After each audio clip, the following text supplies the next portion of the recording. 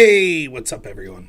Welcome to robnoerr Show, host robnoerr. Got a good one for you tonight. I'm going to be talking with Liam Cosgrove, who was the guest that was on Timcast IRL with me, who had the white beanie on.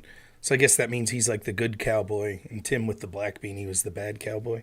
So we're going to be talking sort of what he wanted to talk about on the show, where it didn't seem like he got a full opportunity to discuss everything he wanted, particularly surrounding Israel. Not just the conflict with Palestine, but the influence Israel has on U.S. foreign policy through lobbying efforts. I'm probably going to agree with a lot of what he says, but I'll just give my honest opinions. I thought it was important that he sort of had an opportunity to give his opinion on these things in a manner that wasn't as hostile as I think it was on Timcast. We'll talk to Liam about how he felt the appearance went for him. I thought he did fine on there. But maybe he has no hard feelings. Maybe he's mad at Tim. I don't know. I haven't really talked to him about that. But I enjoyed talking to Liam both before and after the show and during the show. And told him he'd be welcome to come on my show at any point.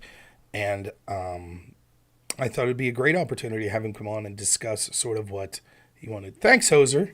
I'm glad you liked it. I think I'll be debating Hutch again soon on topics to be determined. But yeah, I'll give Hutch credit at least. I mean, it was supposed to be an interview, I thought, but I don't mind that it turned into a debate. But at least he's willing to debate. Seems more often than not the lefties don't want to debate me. What are some of the disagreements I have with Liam?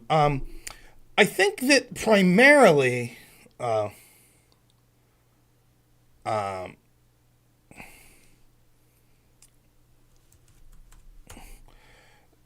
Liam probably wants to condemn Israel more than me. In other words, my position is sort of, it's none of our business, stay out of it. I don't have a problem as an individual saying that Israel has done bad things, but I feel that I just think that there's so many other issues that are more important to America now that I don't put an undue focus on it. I think Liam wants to focus probably more on it, but we'll see. Surprised on the debate topic? Well, the reason that this is the topic, you have to understand. So before Liam comes on, I'll explain, and we could talk about our appearance on Tim Pool's show or whatnot. It doesn't matter to me. But understand what happened with me being on Tim Pool's show was originally I was only supposed to be on the Culture War podcast, which is the morning show. My guess is it probably gets like 1/7, 1/8 of the views of Timcast IRL, which is the evening show. The idea was that the Culture War podcast was supposed to be me debating someone. Unfortunately, they were unable to find anyone for me to debate, but we did get a fantastic guest, Benjamin Wingarden, that came on with me, and I thought the morning show was great because both Benjamin and I wanted to talk about sort of domestic policy, corruption, a two-tiered justice system. The Fannie Willis story just broke, so it kind of fit right in. I was asked to stick around for the evening show, which is fine. I'm honored to do so. But I wasn't the guest that was originally invited. That was Liam. And he wanted to talk about Israel-Palestine. That was an issue that's very important to Liam. To me, that's not an issue I talk about much. And so if you missed the Timcast IRL, basically what ended up happening once it got into Israel-Palestine, Tim was pretty hostile towards Liam's position, even though Tim agreed that we should stop funding Israel. Him and Liam seemed to go back and forth a lot, and I think a lot of it was because Tim was, I don't know if he was projecting things onto Liam, what he thought Liam's actual position was, or maybe he's just tired of hearing people blame Israel for everything, and maybe Tim doesn't believe that. And Tim's like, I don't think we should fund them anyway, so why do we have to keep rehashing this? I just wanted to move on from the conversation because once everyone agrees, hey, don't fund them, to me it seemed like everyone's in 95% of agreement on all the important stuff, and then we spent 40 minutes sort of going in circles on the little 5% that Tim and Liam disagreed on. I hear your face. Maybe that's what we'll do tomorrow. So anyways, then, of course, I got accused by David Icke and others of being like a Zionist or some shit, which was absurd. But even before then, I told Liam that I wanted to reach out to him because I do think that Tim did not handle it in the way that I would have. I would have heard Liam out. And I think Tim's gut reaction was, I'm tired of this topic, so I'm just going to kind of shit on Liam, for bringing it in. Can you call in? Maybe. I don't really want it to be like an ambush or anything. We're going to give Liam his chance to say whatever he wants. And then if he wants to take calls with people that disagree or agree, we could do that. I don't have a problem with that if Liam doesn't. But I think it's important for me, if someone, granted, Tim's show is not my show. I don't have near the audience of Tim. But I did think that I want to hear Liam out. I want to hear his position on it. So I'm going to give him an opportunity to discuss it at length, any of the details that he wants to get into, and then we'll go from there. So, but I think I like Liam. I think he's a good guy. No, I think Liam and I are going to agree on the end result of we need to stop funding Israel. Yeah, I don't disagree, Imaginarium, yeah.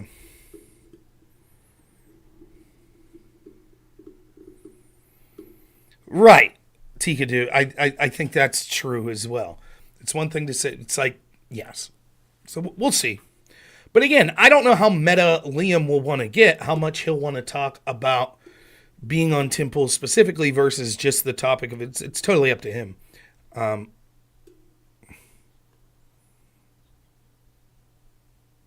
Okay.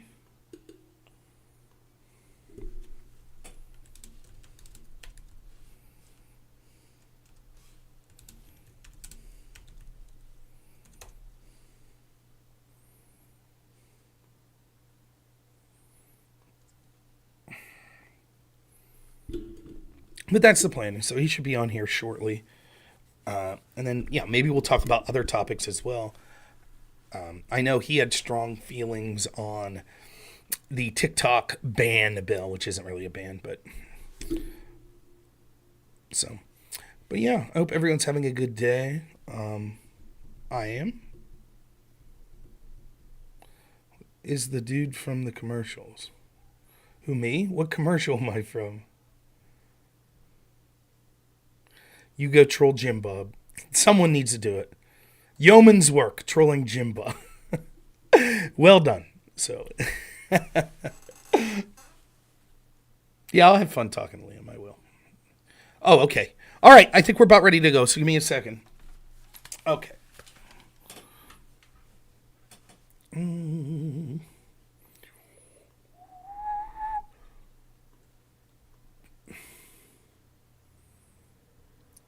I'm still here, by the way. I'm just getting this set up.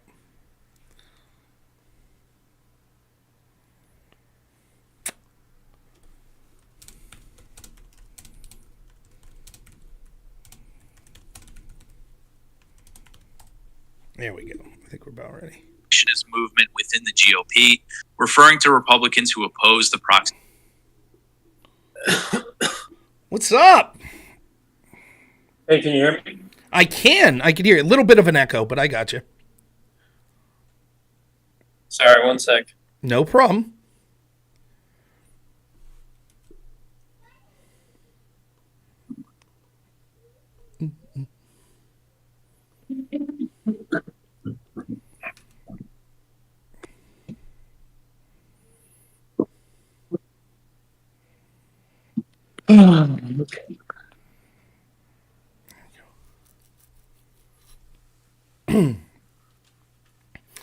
There he is, and you got the beanie on too.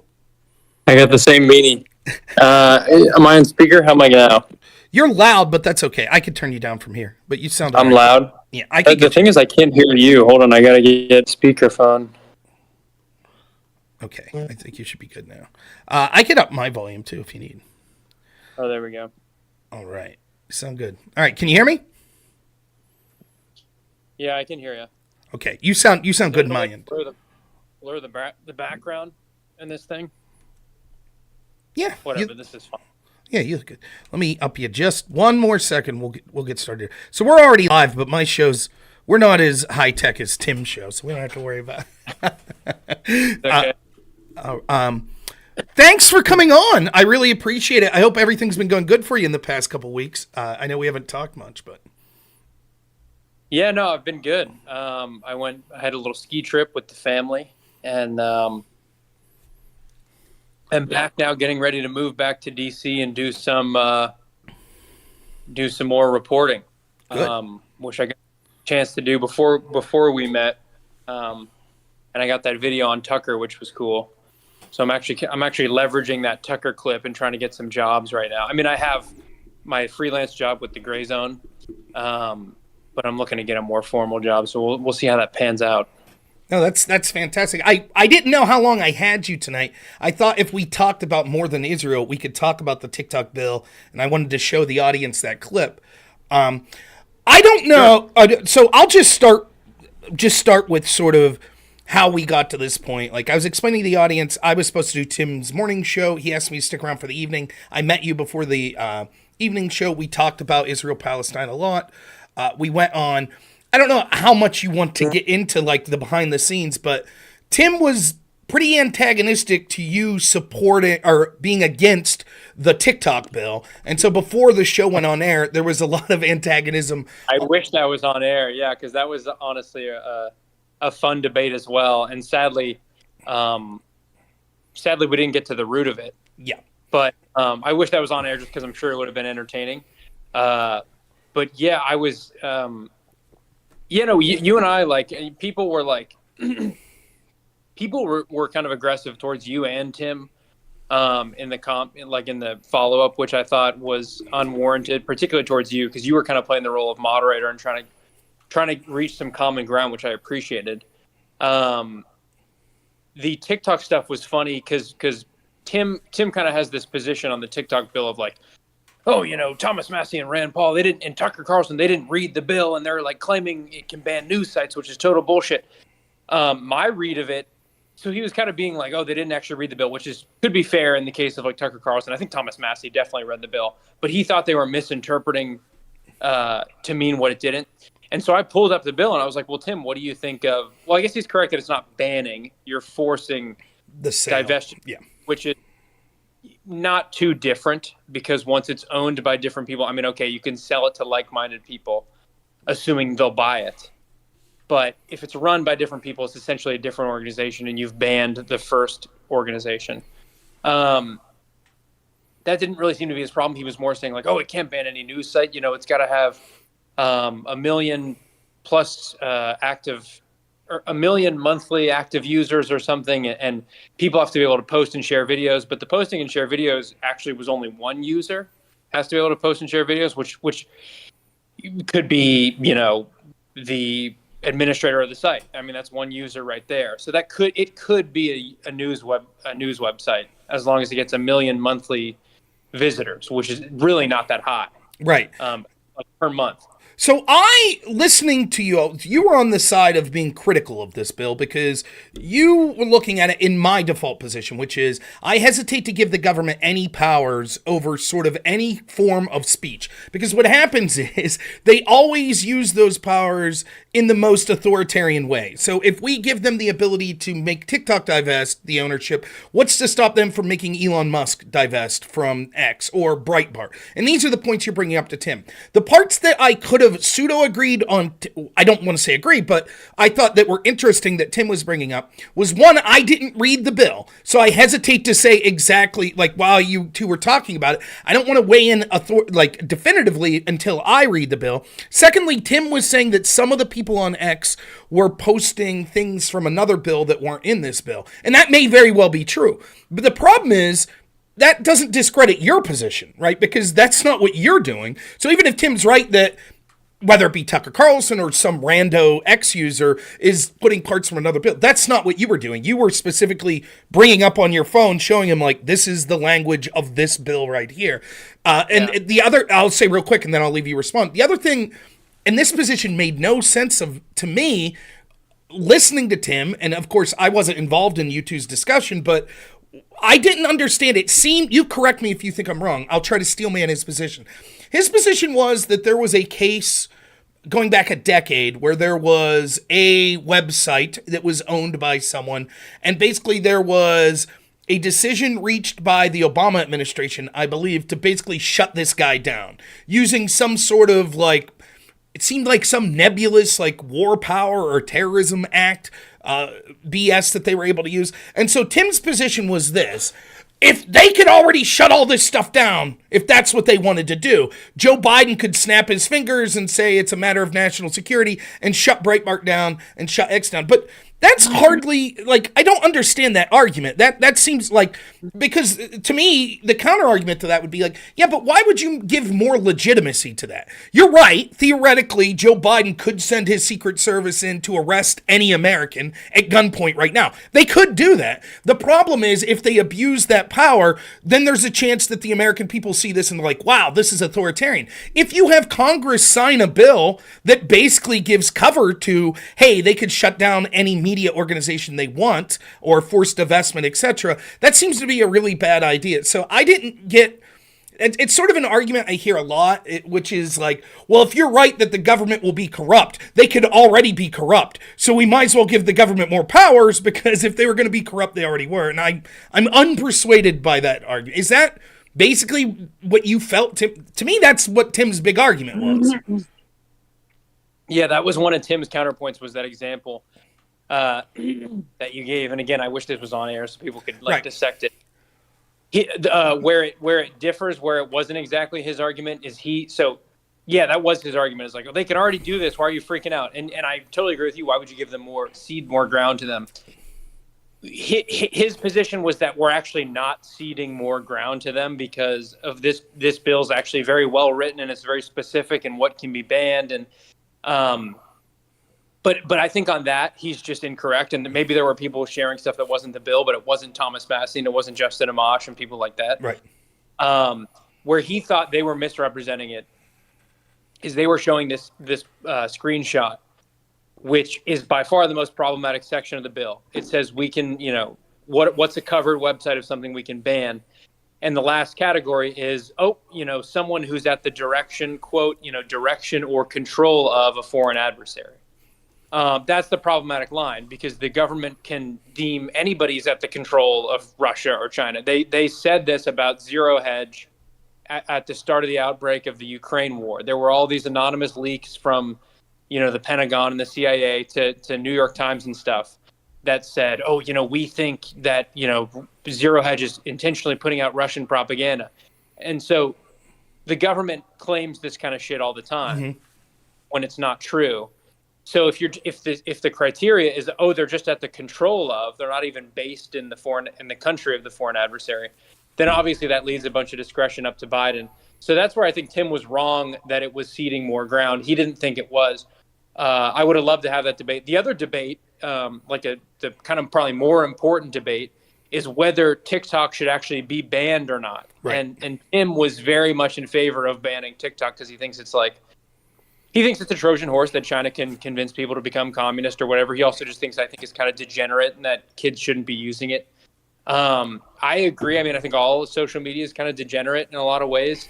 I don't see a whole lot of evidence that China's making people communist. I think there's tons of, I don't use TikTok, so I don't know, but from my friends who do it and they share me videos, it just shows them stuff that they like. Like, I have a Republican friend and it shows him conservative stuff. It shows shitting on Biden stuff, things like that. So it's like, to me, it acts like all the other ones and shows kids what they want to see. Could they use it to meddle in information? Of course. But I think the solution to that is just kind of educating people and being like, hey, look, part of this company's owned in China. So you should be mindful of when you consume the information. Just like when you read the New York Times, you should be like, hey, just so you know, the New York Times, just a lot of their sources are just lies from the intelligence community. So you should be mindful of that when you read the New York Times. I think education like that is the solution to all this stuff.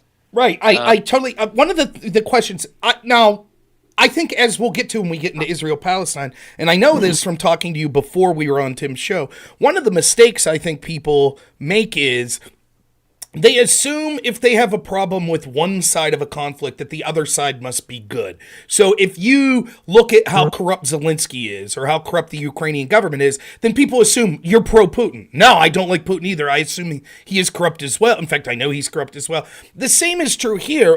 I don't have to like TikTok or China. I don't like China. I don't like TikTok. But the question that I always come to is, well, why is it uniquely bad for China to influence our young people in a certain way, as opposed to our intel agencies through manipulation of Facebook or Instagram or Twitter before Elon bought? Like, where's the cutoff? Because yes, it is true that I think I'm living better now in the United States than I would be living in China, but we have a government that's openly hostile to people that want to question them, to the point where they'll lock people up, they'll smear them, all sorts of things. And you can see this through the Twitter files and elsewhere.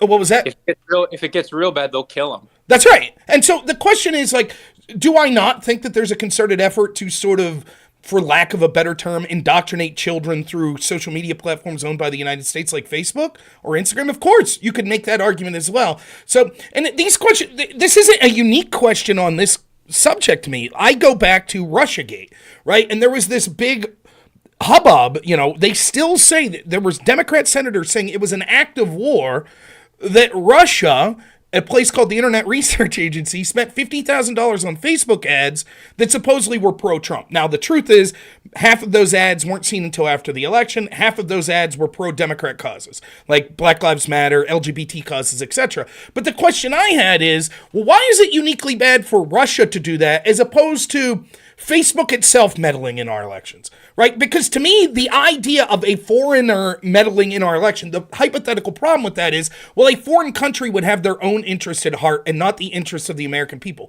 But can't you say the same of Google? Can't you say the same of these corporations that have grown to the point that basically they have what's tantamount to the GDP of mid-sized countries? So if we're going to go hysterical because $50,000 of Russian ads on Facebook about an election, what do we say about millions upon hundreds of millions of dollars of Zuckerbucks going into our elections? And so I always hesitate to give the government any sort of power to censor or to ban something, even if I could agree that the target of that ban is an organization that I don't particularly like. I don't particularly like China. I don't particularly like TikTok. But once we see that the government has the right to do that, what's the next step? What's the next step from them saying, you already see them doing it? Like, look at all the Russian disinformation on X. Look at all the bigotry and anti-Semitism on X. Now we need to shut it down. And what you end up with is basically social media becomes a facsimile of the mainstream media, which is just one point of view, which is they're no longer journalists. It's just propaganda being a mouthpiece for what the government wants you to say. So I agree. And it might not be a popular position amongst a lot of conservatives even, which is sort of my angle, because there is a lot of legitimate anger at China for what things they're trying to do antagonistic to the United States.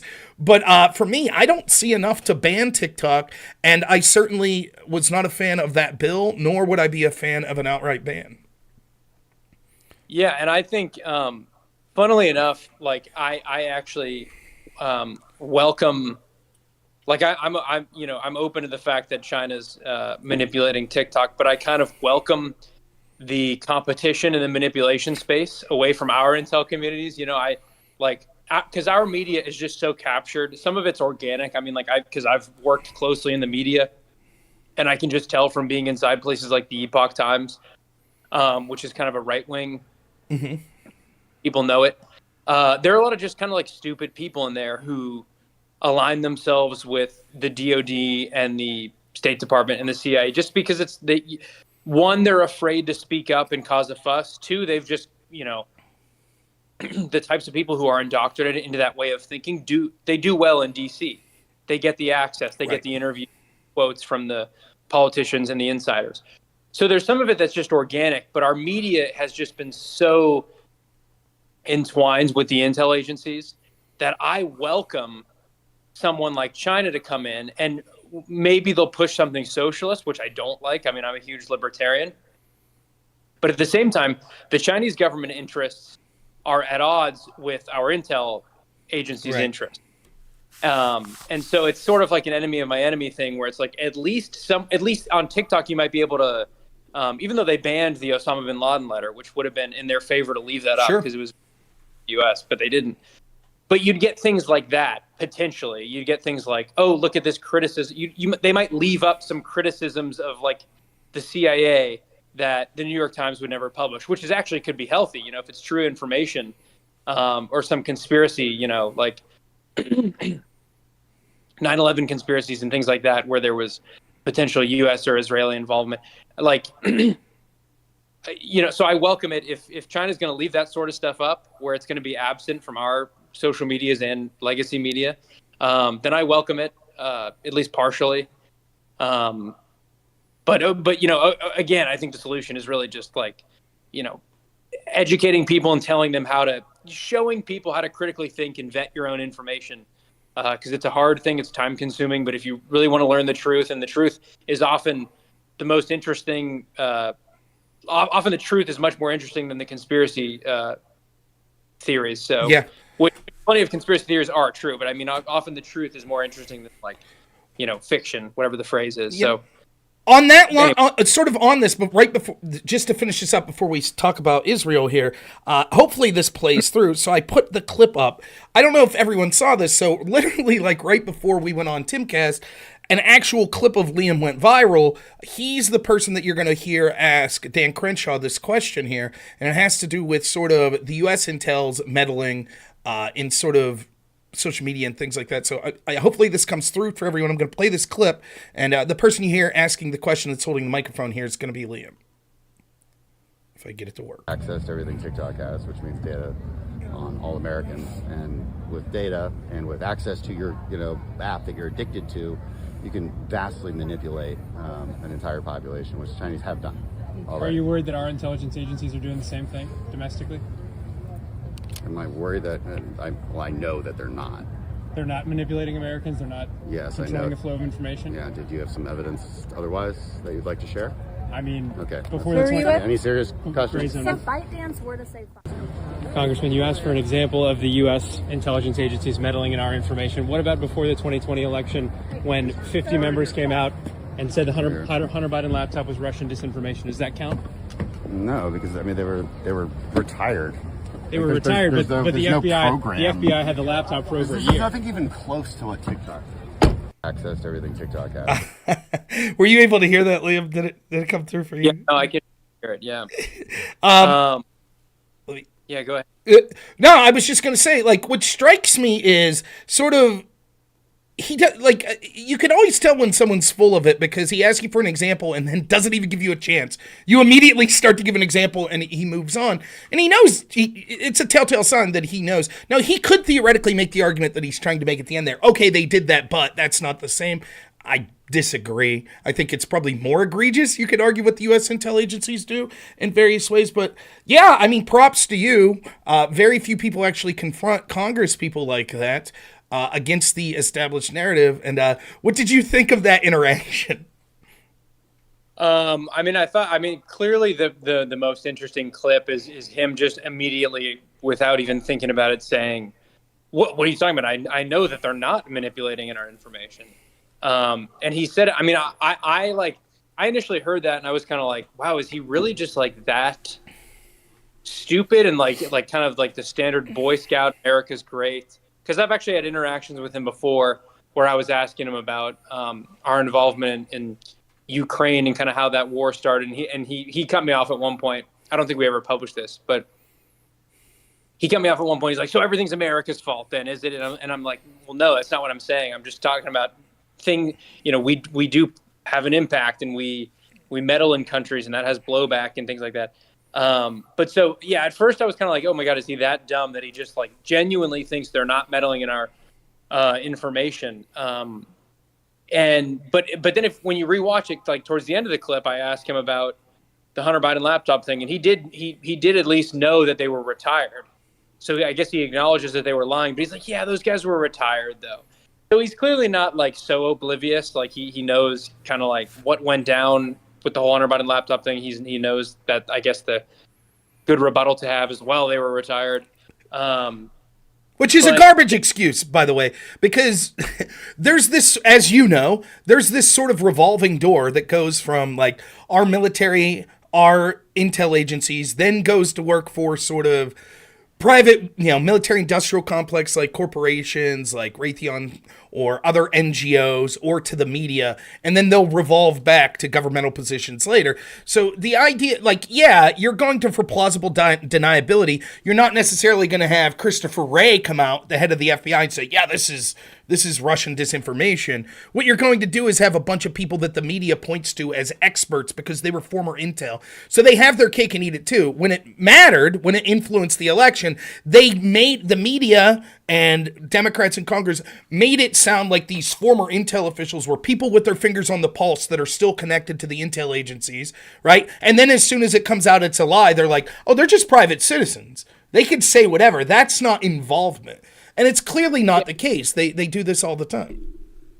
Yeah, and then it also came out. I just looked this up. I'd forgotten this, but it also came out. Apparently, Mike Morrell, who was like the CIA deputy director, he testified in front of the House and said that Anthony Blinken was the impetus, quote, right, for that letter, for gathering the signatures and putting out that letter. And then Blinken obviously goes on to head the State Department. So,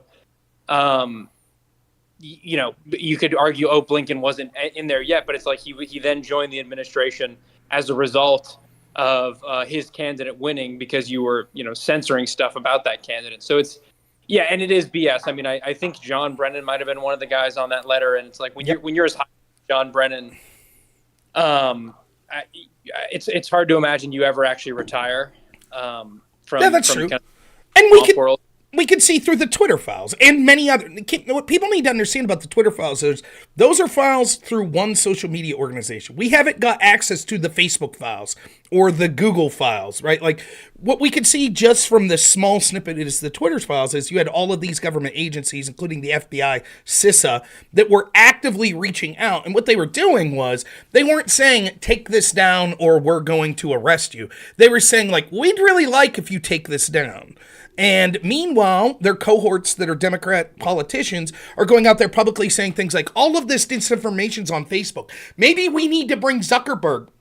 Maybe we need to bring Jack Dorsey in front of Congress and answer for this because we're going to need to do some sort of regulation. And you can even see, I forget the guy's name now, in the Twitter files, it was one of the head guys under Dorsey, where he's saying that like he feels intimidated when all of a sudden the FBI is calling them like, hey, what about this story? This looks like disinformation. So the idea that it was just former intel people, it's not true.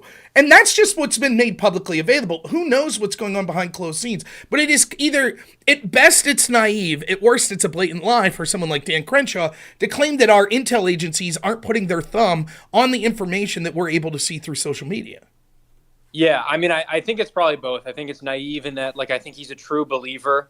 I think he's like one of these like guys who still lives in the Cold War and thinks America is like this amazing force in the world.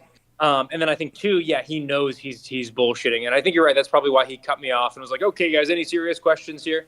I did talk to also another staffer before I published that. I was talking to another staffer, like a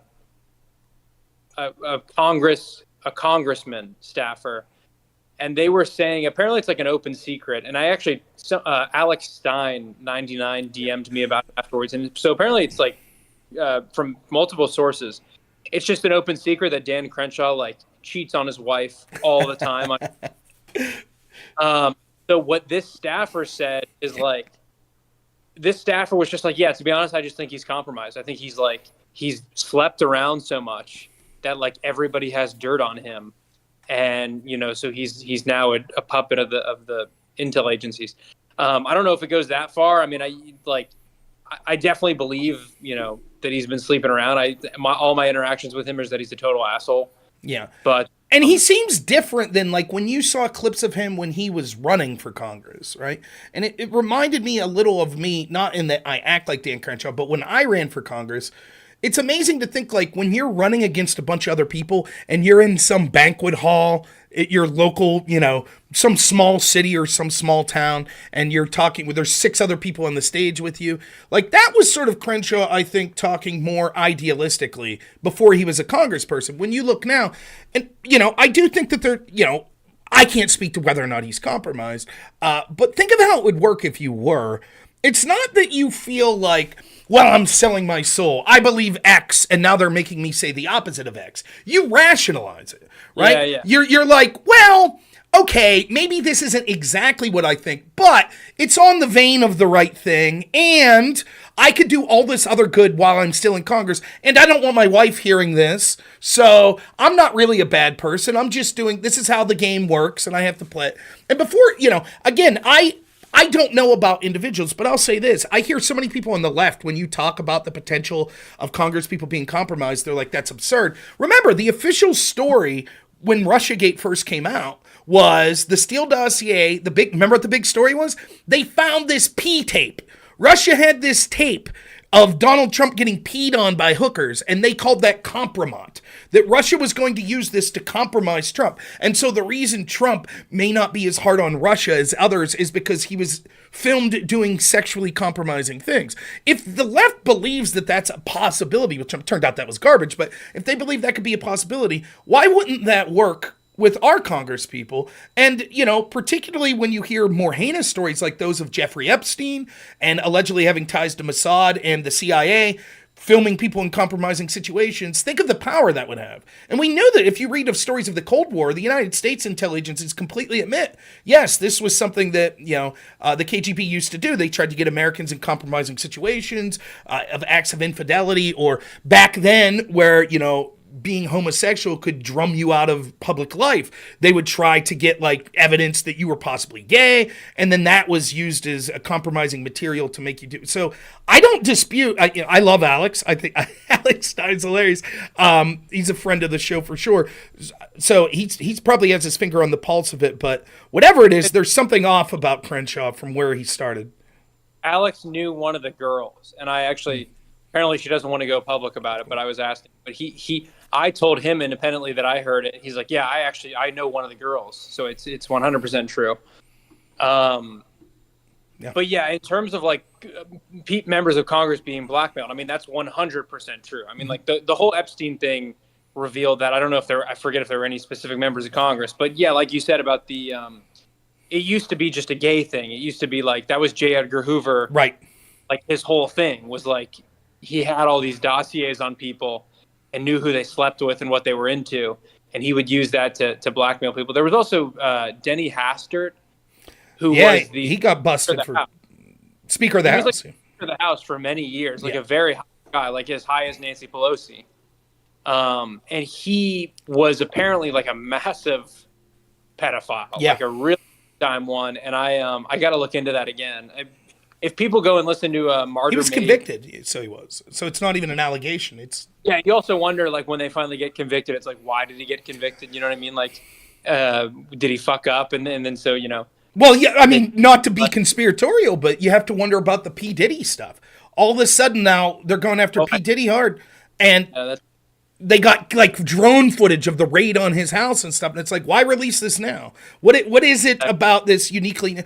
Because for me with Epstein, and we'll transition into talking about Israel because I know you brought this up. Epstein allegedly working for Mossad. For me, when they had Epstein dead to rights in 2008, 2009, they let him off the hook. The FBI knew and that what he had did, and they just let it go until Mike Cernovich and the Miami Herald started to push to unredact and unseal all of the records from his trial. And then I remember I was watching this live. The FBI arrested Epstein then, and I forget what year it was, but in late 2019 or something like that. And anyways, they arrested him, and I called and you see if you read this situation different than me. It was they begrudgingly arrested him. They were oops. The independent media did a bunch of research on this, and it's going to look real bad when their story breaks, and it's so wait a minute, the FBI had this guy dead to rights and just let him off the hook with a slap in the wrist? What's up with that? So they rearrested him, somehow right when this story's breaking from independent Miami Herald.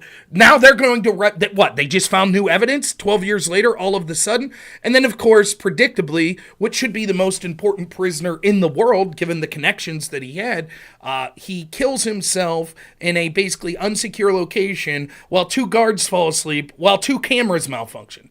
And that's the story we're told. Well, you just got to believe it. Oh, he sex trafficked and all these wealthy, powerful people. By the way, this isn't a Republican-Democrat issue. All of these well-connected people in politics, in our culture, were visiting his island regularly. And we're going to charge his wife with sex trafficking, but we can't tell you to whom. Like, it was just, I mean, to me, I don't understand then how it's difficult for people to say, oh, yes, there are people in compromised positions, in positions of leadership in our government.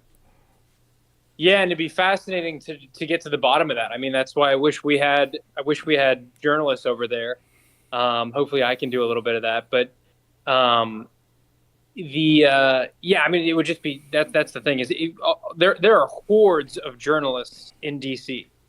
It's just that they're all like they all run around and they try to they have to write 5 articles a day or whatever. So they run around and try to get a comment. And they'll get some shallow comment, but if they get a comment from like Nancy Pelosi, their editors say, "Oh, good job, you got us an exclusive comment for," and then so it's all this shallow nonsense. But imagine if they like all these journalists had that like curiosity to like dig deep into things like that. What was Chernovich's relationship to that story? You mentioned his. Yeah, Cernovich. You have to look this up, but Cernovich actually put forth the money. And he started the lawsuit to unseal the documents of the trial that resulted in Epstein pleading guilty in like 2009. So what had happened was they arrested Epstein in the 2000s, and he pled guilty to a lesser version. Dershowitz got him released, and Alex Acosta was the judge. That's right. And said, "I was told he belonged to intelligence." And Dershowitz also has a history of releasing Mossad agents because he also got the Israelis released back to Israel after they were caught filming 9/11 and celebrating it. Right. Cernovich filed the Freedom of Information Act, and I think he put up, if I remember, he put up like $50,000. Then he attached as a partner to, I think it was the Miami Herald, but it might have been the Miami Sentinel. I forget. Miami Sun Herald, I think it was. They became partners with Cernovich in the lawsuit that resulted in. Now, my understanding of this, and again, don't take my word for it, look into it, but my understanding is it's very unusual for a court case to be sealed in the way that the Epstein one was. So he basically pled guilty to a lesser charge, but none of the evidence was allowed to be released to the public. And so Cernovich and the Miami Sun Herald filed a lawsuit to finally, years later, and as that information's being released to the public and the Sun Herald's doing this big story on it, that coincidentally is right when the FBI steps in. It's like, oh, okay, we arrested Jeffrey Epstein today, which then predictably he ends up killing himself, allegedly. Yeah, I mean that's I didn't know Cernovich was behind that. Yeah. That push. That is, and so were they ever released or what? It was they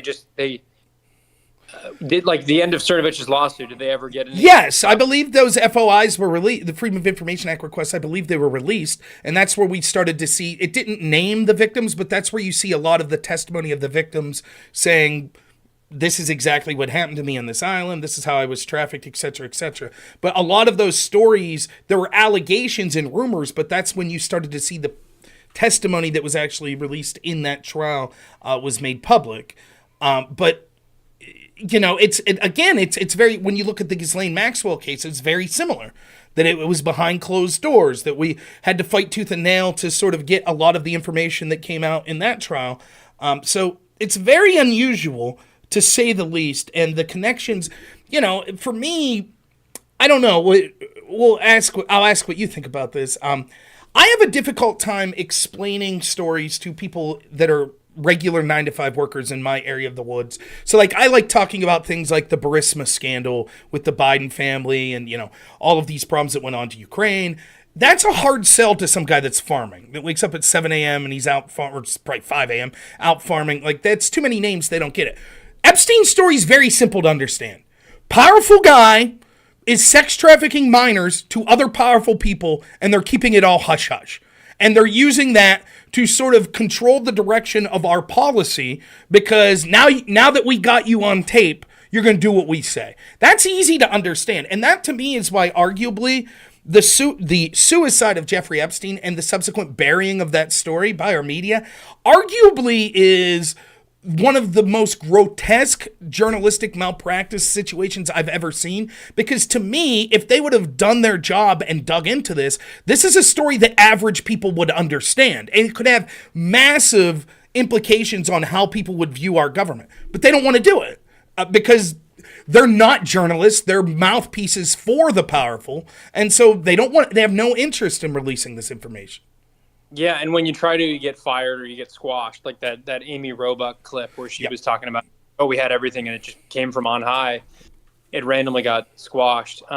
People, I would recommend strongly, because it is such an interesting story. It's like it's an easy sell. Like it's a quick, like you said, it's a quick couple sentences. You can explain this why it's so interesting. But the story is so crazy, and like the more you learn, it gets even crazier. I would really recommend Daryl Cooper, who goes by Martyr Made on Twitter. He has an Epstein series. It's like 3 hours long. You can just go find it on Spotify. And it is so good. It gets into all the different aspects. I mean, one thing I just thought of, like, have you ever heard of Bill Barr? You know, Bill Barr's dad was like the head of the Dalton School, which is where Epstein went. It's also, it's where Epstein taught. Mm-hmm. So where Anthony Blinken went to school. And then there's, of course, the Bill Barr connection, where Bill Barr was kind of the one who covered. Tucker Carlson did a segment while he was still on Fox on this, that Bill Barr helped cover up the way Epstein died. Yeah. Like, as soon as it happened, he was like, oh, we can't have people thinking this is a conspiracy, and then he kind of just cleans it up. Donald Barr, Bill Barr's dad, have you read the excerpts from, or have you heard of the book that he wrote, the science fiction book that Bill Barr's dad wrote? No, I didn't even know he wrote a book. It's hilarious. It's also weird as fuck. He wrote this sci-fi book where the plot of the book, like, you can just read like the synopsis, and the plot of the book is like, there's these intergalactic, commission. There's like, there's intergalactic species and trade and things like that. And there's an underage sex slave trade where the elites, have grown so, like, all the supplies and everything are so abundant that the elites have grown bored, and they entertain themselves by, like, torturing and having sex with minors. And so the book, like, weirdly aligns with, like, the whole Epstein story, and it's written by Donald Barr, Bill Barr's dad, like, way before any of this happened. That's crazy. Some of the excerpts from the book, I think Martyr Made reads a couple. It is so weird. And it's wild. Like, he's literally just writing what the exact conspiracy is about what our elites are doing. He's putting it in, like, this alien world and just writing about it openly. And he's like, some of the passages are like, oh, there's this virgin that's being shipped from another solar system because it's so coveted to get a virgin, whatever. It's the craziest thing. As we shift in here to Israel, can you tell my audience what the connections are to Mossad from Epstein that you've heard? So again, I would refer to Martyr Made, but a couple off the top of my head. So there's the Dershowitz one, which I already said. Mm-hmm. Dershowitz lets him off, says he belongs to intelligence, which can basically either mean CIA or Mossad, because I guess it could mean like MI6, but I don't think anyone's really claiming that. Just given that the Mossad is so close, like Israel and the U.S. are so close that it's like, if Dershowitz is getting him off in a U.S. court, it's likely it's either the CIA or Mossad, and probably both. So that's one example, and then it's also the example. The reason I brought up dancing Israelis and Dershowitz getting those guys released is just that Dershowitz has a history of letting Mossad agents, getting them these little deals that get them released. Yeah. So that's one. Two is that he was really close to Leslie Wexner. Leslie Wexner let him manage like billions in dollars. And initially, when I first heard that, I kind of thought like, oh, he must have had blackmail on Leslie Wexner to get all this money from him. But no, when you learn more about Leslie Wexner, and like Whitney Webb and people have done a lot of good reporting on this, Leslie Wexner, and what I've actually heard from a reporter who broke a lot of these stories, broke actually the reporter who broke the story about, if you remember that one Epstein associate who was found hanging from a noose, and he had a shotgun blast to the chest, and the ruled it a suicide. The guy who broke that story told me personally that through his research, Leslie Wexner is kind of the head of the snake. Who knows, like how hot? Who knows? I'm sure there's many snakes in the background, but And just so people know, this is the guy. Wexner owned Victoria's Secrets and some other companies, I believe, but he was also and so basically, this reporter told me that Leslie Wexner was higher up in the food chain than Epstein was, which kind of makes sense. It's because somebody whacked Epstein at the end of the day. He clearly wasn't the top dog. Wexner was also the head of like the Mega Group. The Mega Group is kind of this background Israeli lobbying arm, like a big time, like there's multiple billionaires who are kind of part of it. And it's this group in the background that is like, does everything it can for Israel. And this is also in the Martyr Made series. This is all in there. Whitney Webb's done this as well. But the Mega Group, in fact, there was some like leaked communique from the Israeli government in which somebody was asking like their superior, like, oh, could we use Mega to help out with this? So it was like this thing that even it wasn't just like a U.S. lobbying arm. The Israeli government actually were emailing each other and saying like, oh, could we use them for this? Whatever they needed to do. It wasn't clear. Leslie Wexner also, there's another leaked thing between Frank Luntz, if you know him, the pollster guy. It's unclear how related he was in this, but he had this like Leslie Wexner had tasked him with creating this like document on like how do we sell the American people on supporting Israel, and like Frank Luntz wrote this like 20-page. I actually went through a good amount of it. And Frank Luntz just like did this for the Wexner Group. That's his like umbrella company. And it was just like, here's how you sell it. Americans like this. They like these kind of words when it comes to Israel. They don't like these kind of words. So Leslie Wexner, like in short, is this like massive, just kind of Israel fanatic in the U.S., very powerful. And Epstein, all evidence points to that Epstein was kind of his like pit bull, basically. And so that's kind of, I think, a lot of the evidence is from that. I just thought of one more thing, but yeah, people also point, I mean, this is kind of just circumstantial at this point, but people also point to his temple on the island, which is the Israeli flag colors. Right. That's one thing. I think there's more. I just can't remember. Oh, yeah, obviously. This is the big one, is Robert Maxwell, who's Ghislaine Maxwell's dad, was like hardcore in with the Mossad. I mean, I think he was like in the Irgun, which was like the precursor to the IDF. It was like I want to say that, like he was in the Irgun and he changed his name.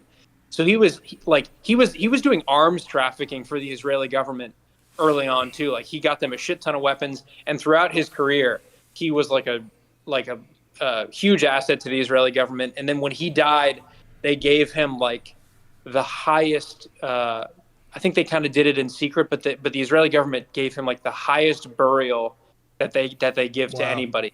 So he was like this massive asset for the state of Israel, and I think he was. I got to look this up, but I think he was in the Irgun, which, if people don't know that, that's basically was the Israel. That was like the Zionist army before the state of Israel existed. That's interesting. See, I knew that I'd heard about Maxwell's dad being involved with Mossad in some way, but I did not know that detail of it. Now, to get to a little, so this gets us to where we sort of enter. It was like he was for sure an arms trafficker. Like okay. He helped traffic arms to the early Israeli government to help arm it. So yeah, and then Ghislaine, like when the whole Epstein stuff first hit the fan, Ghislaine went into hiding in Israel for a while. There's a lot of Israel connections. I think there's even more that I'm not thinking of, but those are some pretty good ones. Yeah. So that gets us to sort of where we get to going into Tim Pool's show. Now, we had talked before the show. Time to say that, so I appreciate that. Yes. See him respond to those. Well, that's sort of the whole point of I wanted to have you on here, because so I'll just talk briefly about what went on. So obviously, I think you could answer this real quick. When you get invited to the show, they kind of asked you the topics that you would like to talk about?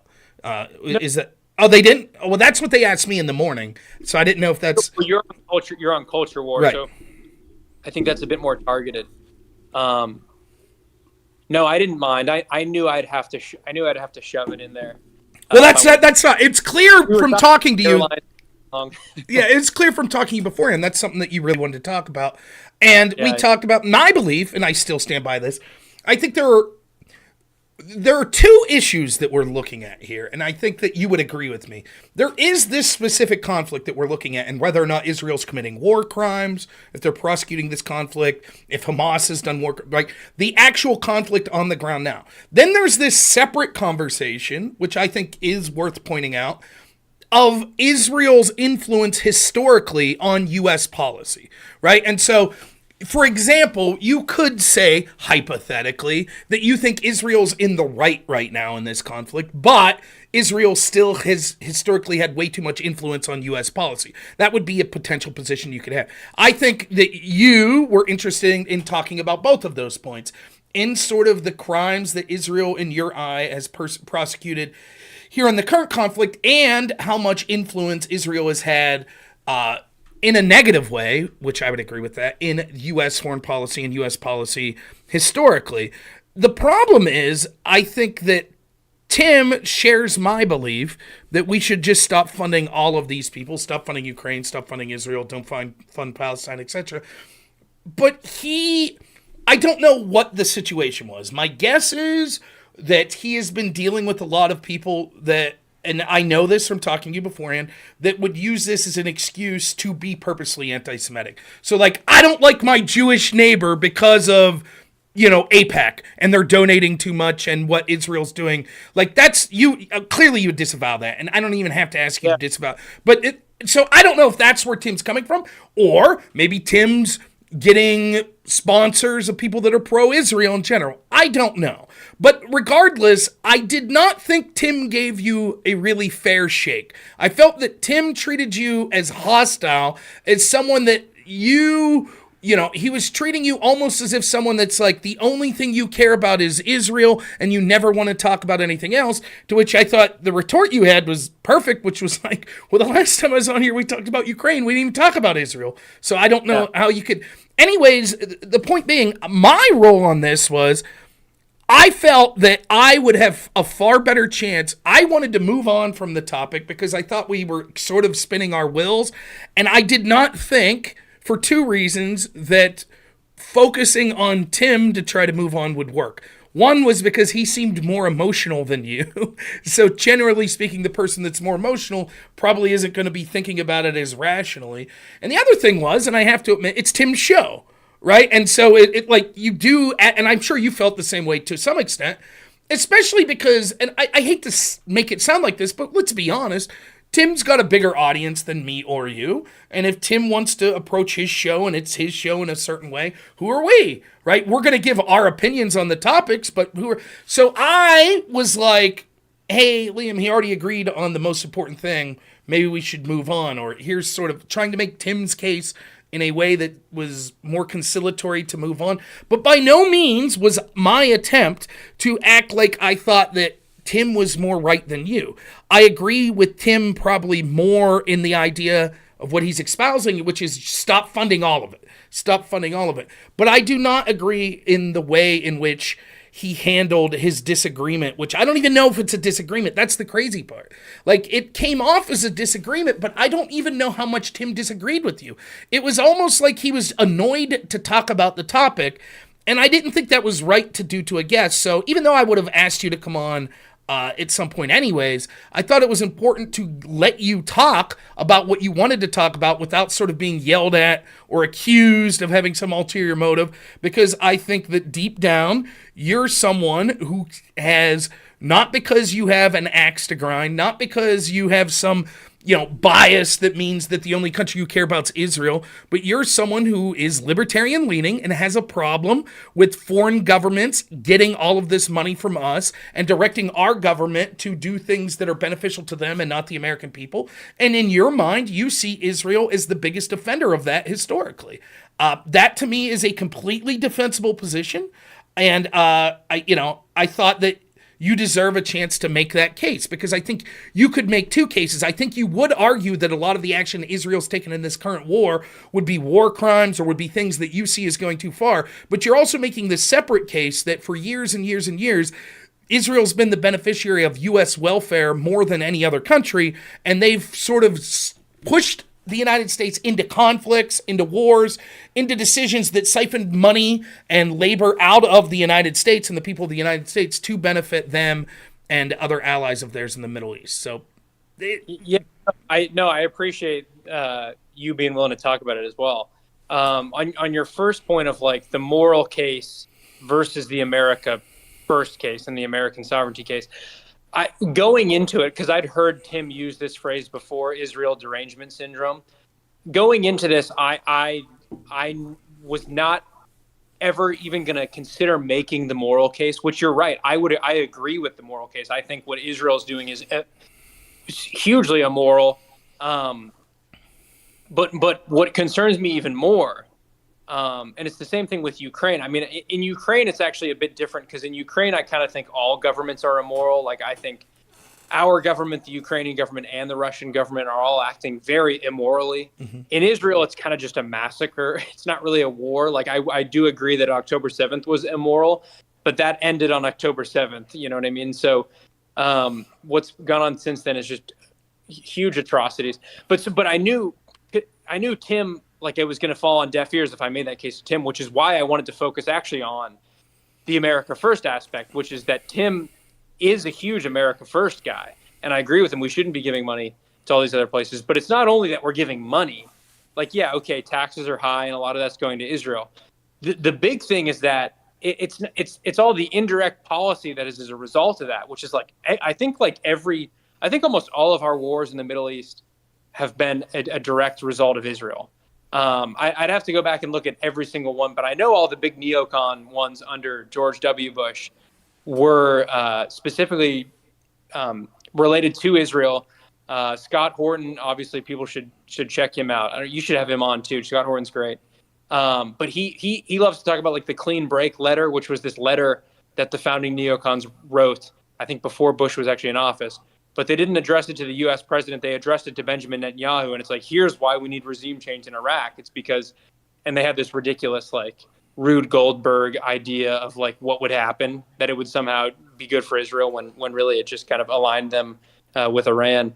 But, yeah, so it's more that it causes all this death and destruction around the world. It's not only the money. It also kills innocent people, U.S. and Iraqi innocent people, Afghani innocent people, Syrian innocent people, Palestinians, and then it gets us in these horrible situations like we're in right now, where Israel has just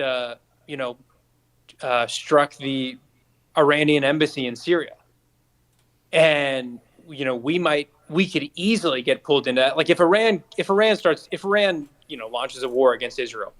You know that the Pentagon is getting involved in that war, and now some more involved in that war. And Iran, I don't know what kind of capabilities they have behind the scenes. I don't know if the whole nuclear stuff is all BS, how much of it's true. Like, could Iran send like a dirty bomb to New York City or something, or DC? Like, it's totally possible. And so it actually could affect our daily lives, is my point. Like, it already has in terms of just taxes and, like, the poor men and women who were stupid enough to go serve in the Iraq war. Now they have PTSD when they didn't accomplish anything while they were over there. Like, things like that are obviously terrible. The Iraqis that died is terrible, but it actually could affect you and I if Iran decides to do a massive terrorist attack, in response to what we're supporting in Israel here on U.S. soil. And then not only, like, maybe we're not actually caught up in the terrorist attack, but then what does the Department of Homeland Security do in response to the terrorist attack? I mean, they're going to rip away all civil liberties, and the American people are going to willingly give them over. So, like, I think I went down this road with Tim, and part of Tim's response was like, well, these are very hypothetical, and what's going on in Ukraine is active right now. But, like, the hypothetical of Iran getting involved in this war is just like, I mean, God, I hope it doesn't happen. Right. But Israel keeps pushing the envelope. So like, and it's like, it's crazy to me how much they push like they seem to just be so brazen and not give a shit. And I think it's because we back them. That's why we need to urgently stop backing them, because then they would at least have this. I think they'd at least have some self-awareness of like, okay, do we really want, like, I mean, Israel does have nukes, but do we really want to go to war with Iran if like the Pentagon's not going to back us up? And I think they'd think twice about it. No, I don't. I just interject here a little. I don't disagree. For example, this plan. I understand. Let me say this to start with. When it comes to the moral case, what Israel is doing right now, we could talk about it. I don't mind. I will say this. I know enough to know I don't know. I know enough to know that I could bring someone on to debate you on this subject, and they'll make the case, actually, the numbers are being overblown. Sure. Actually, they're... I would do very bad, actually. Right. So I get that, right? But here's the easy case I could make. Why is it that the United States is selective in when they decide to get involved in these things? For example, we have no problem with Israel financing Azerbaijan to wipe out Christians. We don't have a problem with that. We didn't have a problem with the Saudis attacking Yemen. Didn't have a problem with that, right? We're bombing Syria for things that we are alleging that they're doing when we know our allies are doing it, and we don't have a problem with them. Libya, we're going to go in and we're going to screw them over. You know, a country that wasn't perfect, and Gaddafi wasn't a good person, but as far as sub-Saharan Africa go, one of the better countries, we made it into an open-air slave market. We don't give a shit about the people. Oh, we were there for the people, and then all of a sudden we leave it a wreck, and now the people there. So it seems like every time the United States gets involved, the country they're getting involved with ends up poorer. The people of it end up suffering more than anyone else. So when I look at the Israel-Palestine conflict, like I listened to Biden's State of the Union, and you could see how quick it would be to get drawn into a massive world war when Biden's like, well, we're going to stand behind Israel. And we understand, right, which I guess would mean we're going to keep financing them. But we're also going to help Palestine by putting this, like, naval yard there. We're going to put this aid yard. Now, how long is it until either it actually happens or it's accused of happening where the Houthis or Iran or Hamas...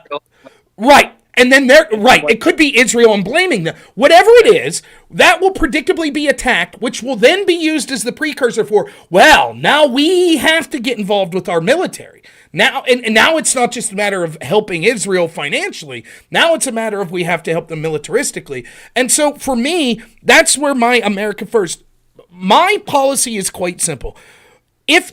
I'm willing to debate people on whether or not the United States should be the world police. And what I mean is, in the hypothetical argument that you have a world superpower, is there a moral obligation for that world superpower to involve themselves in local conflicts to sort of push the idea of justice? Now, I don't think that's necessarily a good idea, but I can understand the hypothetical that would be the case.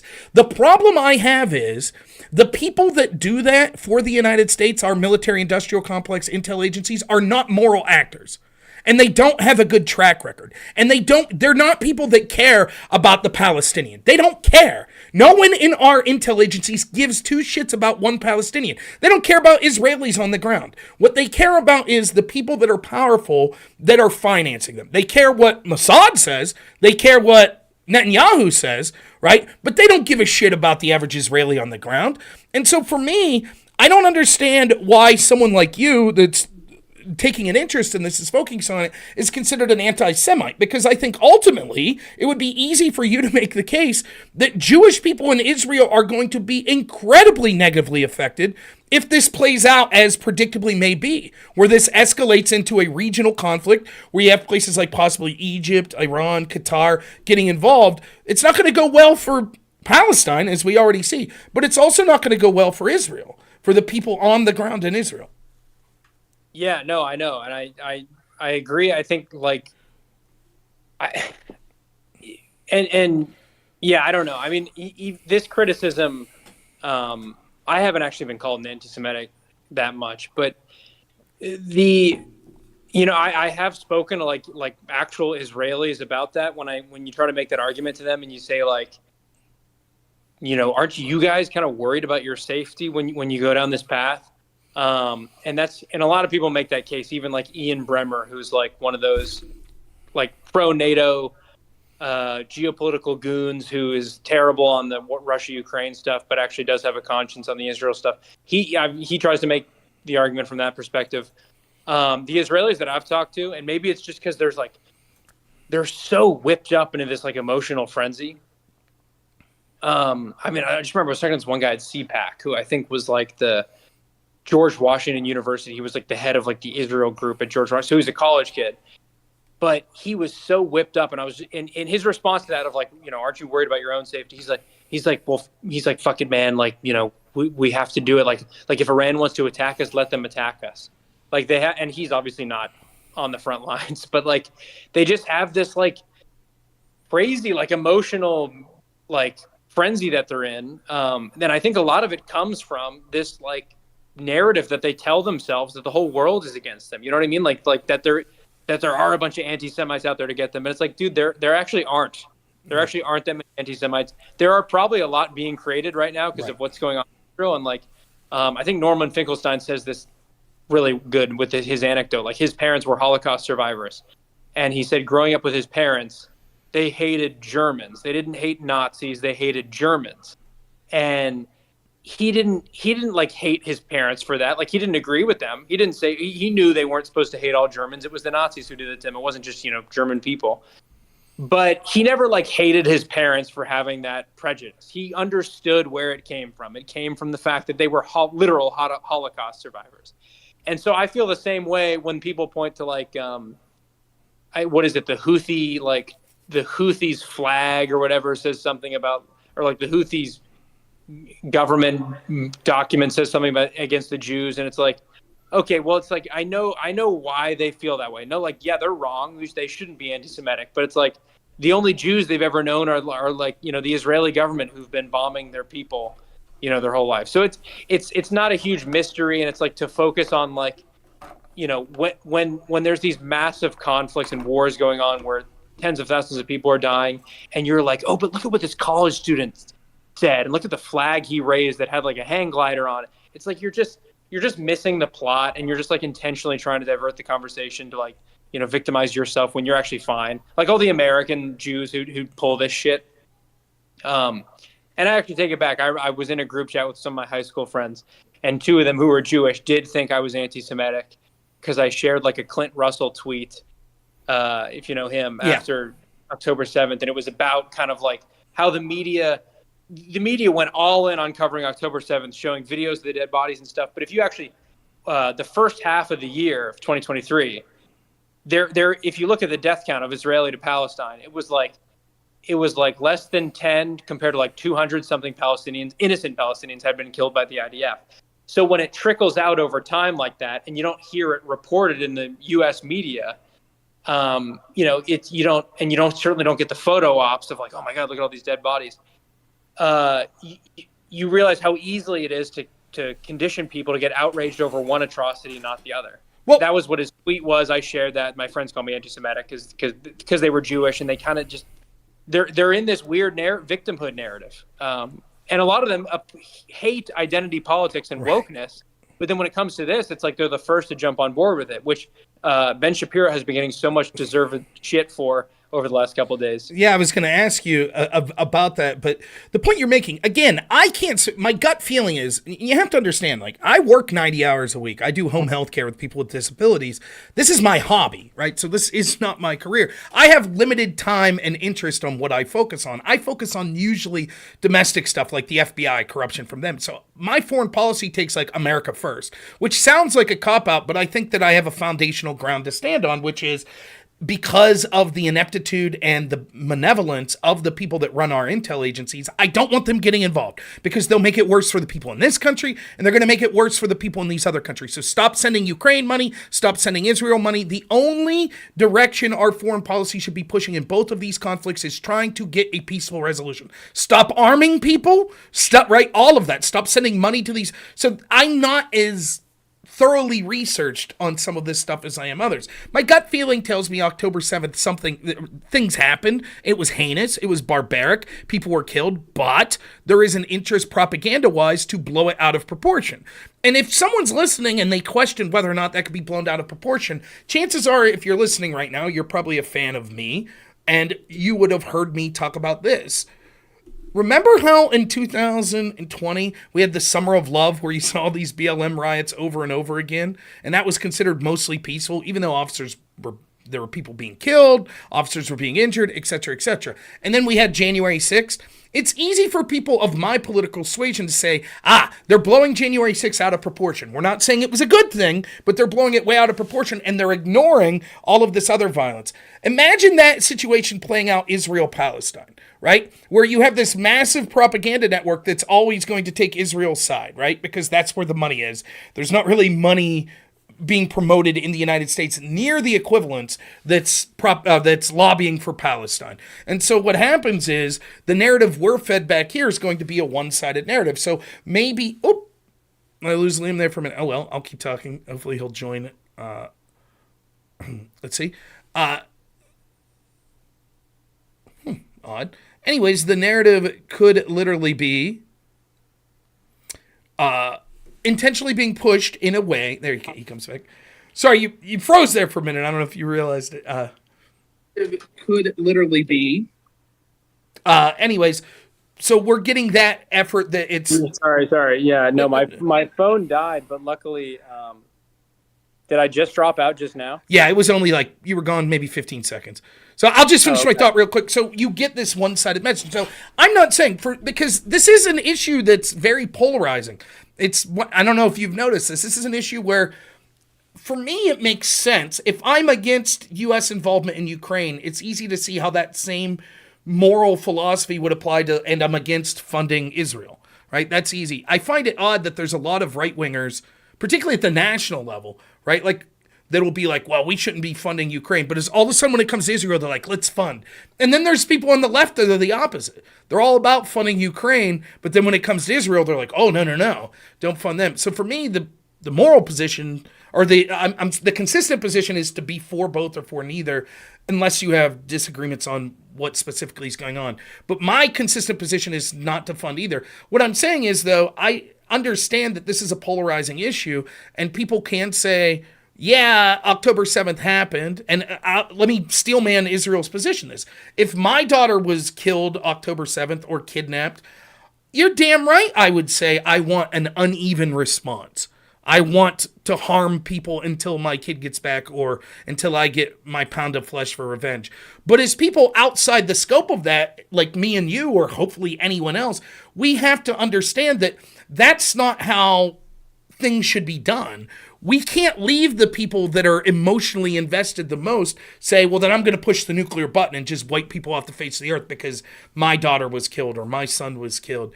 And so I understand the people that are emotionally invested in this, but I do agree with you. I think that it would be prudent to understand that we're getting a filtered image of what occurred October 7th and what's occurred both before and after that. And that filter, you have to ask yourself, which direction's that filter going to lean? And I think undoubtedly we have to argue, although there are people that are shills and propagandists for Hamas and for Palestine that would be unwilling to say they've ever done anything wrong, clearly the bulk of the propaganda and money in our country is going to be coming from the Israeli side and from people that are sympathetic to Israel. And so I think it's funny then when we get back to sort of these double standards, I did want to ask you specifically about Ben Shapiro.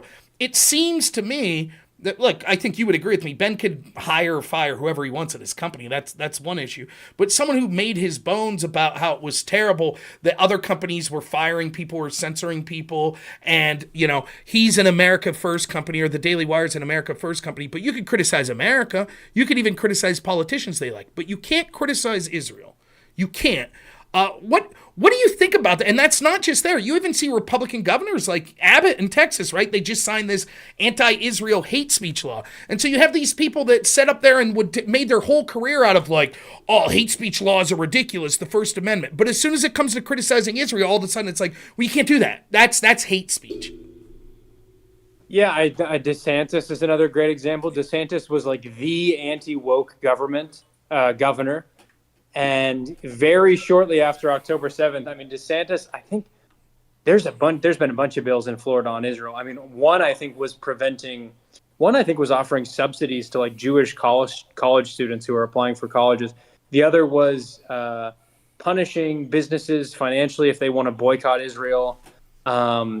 all sorts of stuff that all just amounted to punishing free speech that came out against Israel. But yeah, it's a really weird and frustrating thing, because I've as a libertarian, I've never been on either really party, but I certainly with the Ukraine war, I found allies on the right, on the conservative right, who seem to kind of have a genuine anti-war streak in them, and things like free speech. I'm obviously in favor of that. So it's so weird and like shocking when it just flips to an issue that's like their no issue, and suddenly they abandon all principles of free speech, and they're just like, with the case of Ben Shapiro, firing someone like Candace, and then also kind of acting like trying to change the definition of cancel culture retroactively.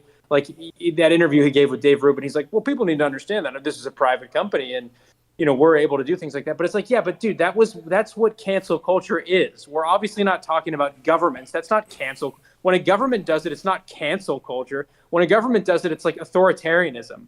Cancel culture was like the term for private companies doing it based on ideology. So he does exactly that. And then there's clips of him in the past where he obviously knows the definition of cancel culture. And now that he's doing it, he's trying to like change the definition of like, we're a private publisher and, we have an Overton window. So I really love the shit that I'm seeing him get.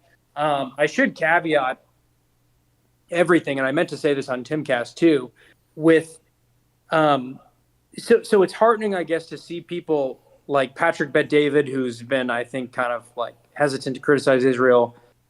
People like Tucker Carlson, who seem hesitant to criticize Israel when in private he will. It's heartening to see them recognize the bullshit and hypocrisy of people like Ben Shapiro. Alex Jones at first was a little hesitant, and he came out and was like, okay, the genocide needs to stop or something like that. So it's good in some ways. In other ways, I do get very nervous, because Israel, at the end of the day, is a nuclear power. And so the same way I get nervous when Russia's backed into a corner, even though I'm not a huge fan of Russia, I do get nervous. Who knows? I at the end of the day, I do think U.S. should cut off its support for Israel, because then it has to play nice. But at the same time, I don't want Israel to be backed into a corner to the point that it feels it needs to use some nukes. Yeah.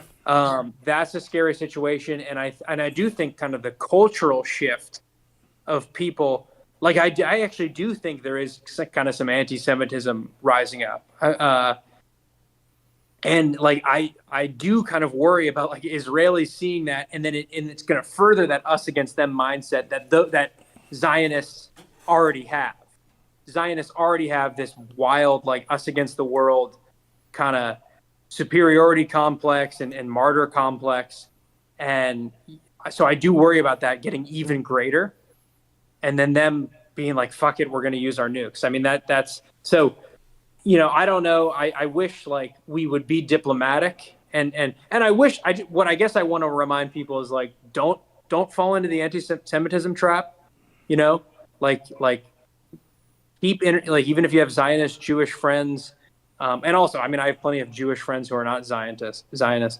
But yeah, don't fall into that trap where you like start blaming Jewish people, because it only you don't gain anything from that. You only alienate, I think, potential Jewish allies who would join you in saying like, no, actually, you're right. We should stop funding Israel. Because if you start saying anti-Semitic shit, you're going to lose all the moderate Jews.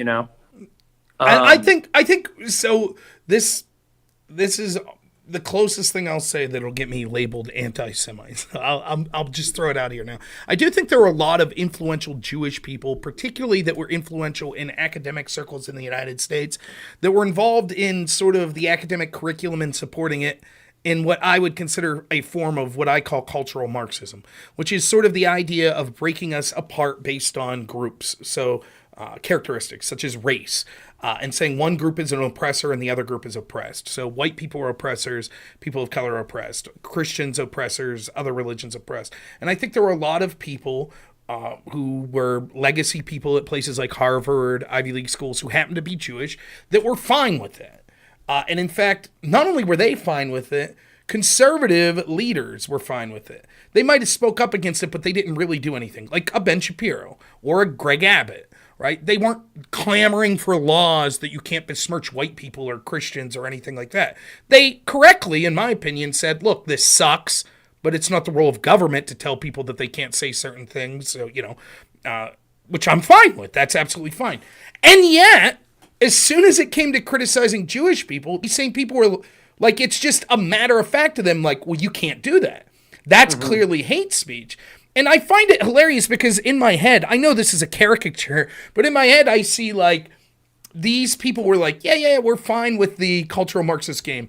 They're oppressors and we're oppressed. And other people on the left were like, no, we agree. We should separate into oppressors and oppressed. It's just the Jews are oppressors as well. And they're like, whoa, no. We don't want to be on that side of the ledger. We're going to be on the other side of the ledger. And so it's amazing to me because regardless of what you think of the Israel-Palestine conflict or what side you're going to take on it, I think that there are other things being exposed with people that don't really believe, like Ben Shapiro talking about cancel culture. Like all of the sudden, once it affects the group that he has an affinity for, it's different. And I find that to be despicable. As a free speech advocate, the core fundamental belief, and you hear this all the time from people like Ben Shapiro, of course, popular speech, no one argues, should be censored. The reason that we have a First Amendment is to protect unpopular speech. That's the whole point, right? And so I'm going to defend the people that I despise their ideology, say what they want. So the idea that I could go on campus with a sign tomorrow that says Christians are the devil, Christians are evil, Christians are bigots, no one's going to bat an eye and suggest passing a law to shut me up. But if I take that same sign about Israel, all of a sudden I'm labeled as an anti-Semite. I'm told that there's potential legal consequences, and I understand lefties doing that. But what's so frustrating is what you're talking about, and I can see it from your perspective that I'm libertarian adjacent, but I consider myself right wing. You, who would consider yourself more libertarian, that don't affiliate with either party. When you're talking about Ukraine, you're right. You're going to have all these right wingers come out of the woodwork. Yes, we agree with you. We agree, and then to see those people be some of the people most vehemently arguing against you when you're like, well, what about this? Why can't we talk about this issue over here with Israel? Even if they disagree with you, the amount of them that are okay with sort of the idea of hate speech laws to prevent things like that you were saying or saying these things on college campus, it's very disturbing to me because I get the distinct feeling that a lot of people that I'm sort of allied with are just grifters, that it was never about the principle of free speech or the principle of limited government intervention, but it was just about what benefited their personal proclivities at the time. Yeah, exactly. I mean, I think that's really what it boils down to. Yeah, but it's, and that's why it always makes me filter. I mean, I had long stopped listening to like Ben Shapiro and Dave Rubin, but whenever there's shifts like this, you kind of realize who's operating on principle, who's operating on a principle of free speech or something like that, who's operating on a principle of anti-war or anti-foreign aid, which, I mean, you could support intervention into a war and foreign aid in certain circumstances, but very rarely, and neither of these justify it, certainly. I think if you have that debate. But yeah, I mean, that's, I think, as you said, it's really what it boils down to. It's like this glaring kind of hypocrisy of the people who... Let's get a little spicy. You brought up Ben Shapiro. I'll ask you straight up. I'll put a little background in. I thought that the people surrounding Tim Pool, his team, were nothing but nice. Tim was nice to me behind the scenes. I have nothing negative to say about that. I don't know if you co-sign on to that opinion with me or not. But aside from that, based on your interactions with Tim on Timcast, would you lump Tim in with like Ben Shapiro in saying that he's someone who's sort of been a hypocrite on this, where when it came to free speech, when it came to Ukraine, whatever, it was one thing, but all of a sudden he's very hesitant to talk about any moral failings of Israel?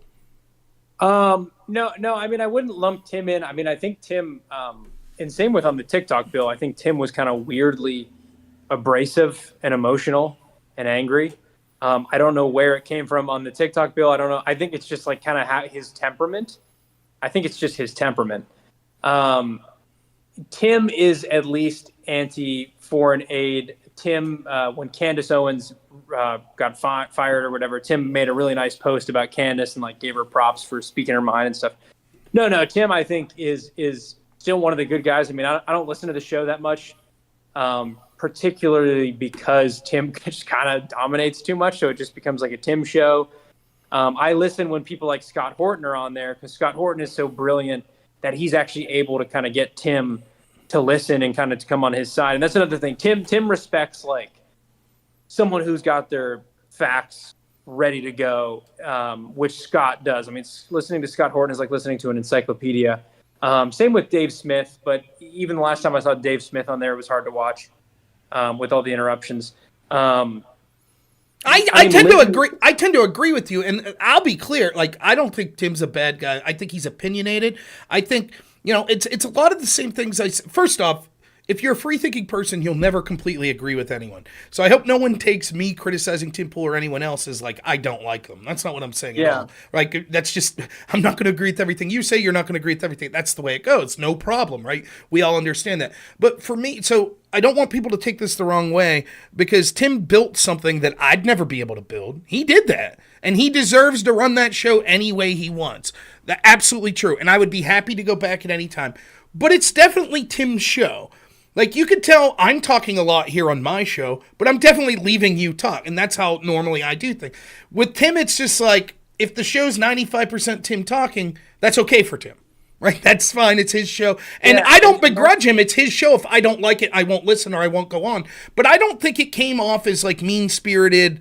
Well, I don't even want to say mean-spirited. I don't think it came off hypocritical like Ben Shapiro. I think a lot of people in the comments of that video are giving Tim shit like, well, you must be getting paid by some Jewish interest. I don't see any evidence of that. I see that Tim is frustrated and, like you said, was abrasive about that topic for whatever reason beforehand. And he just sort of browbeat and was like, nope, this is how it is. I'm not going to listen to this shit.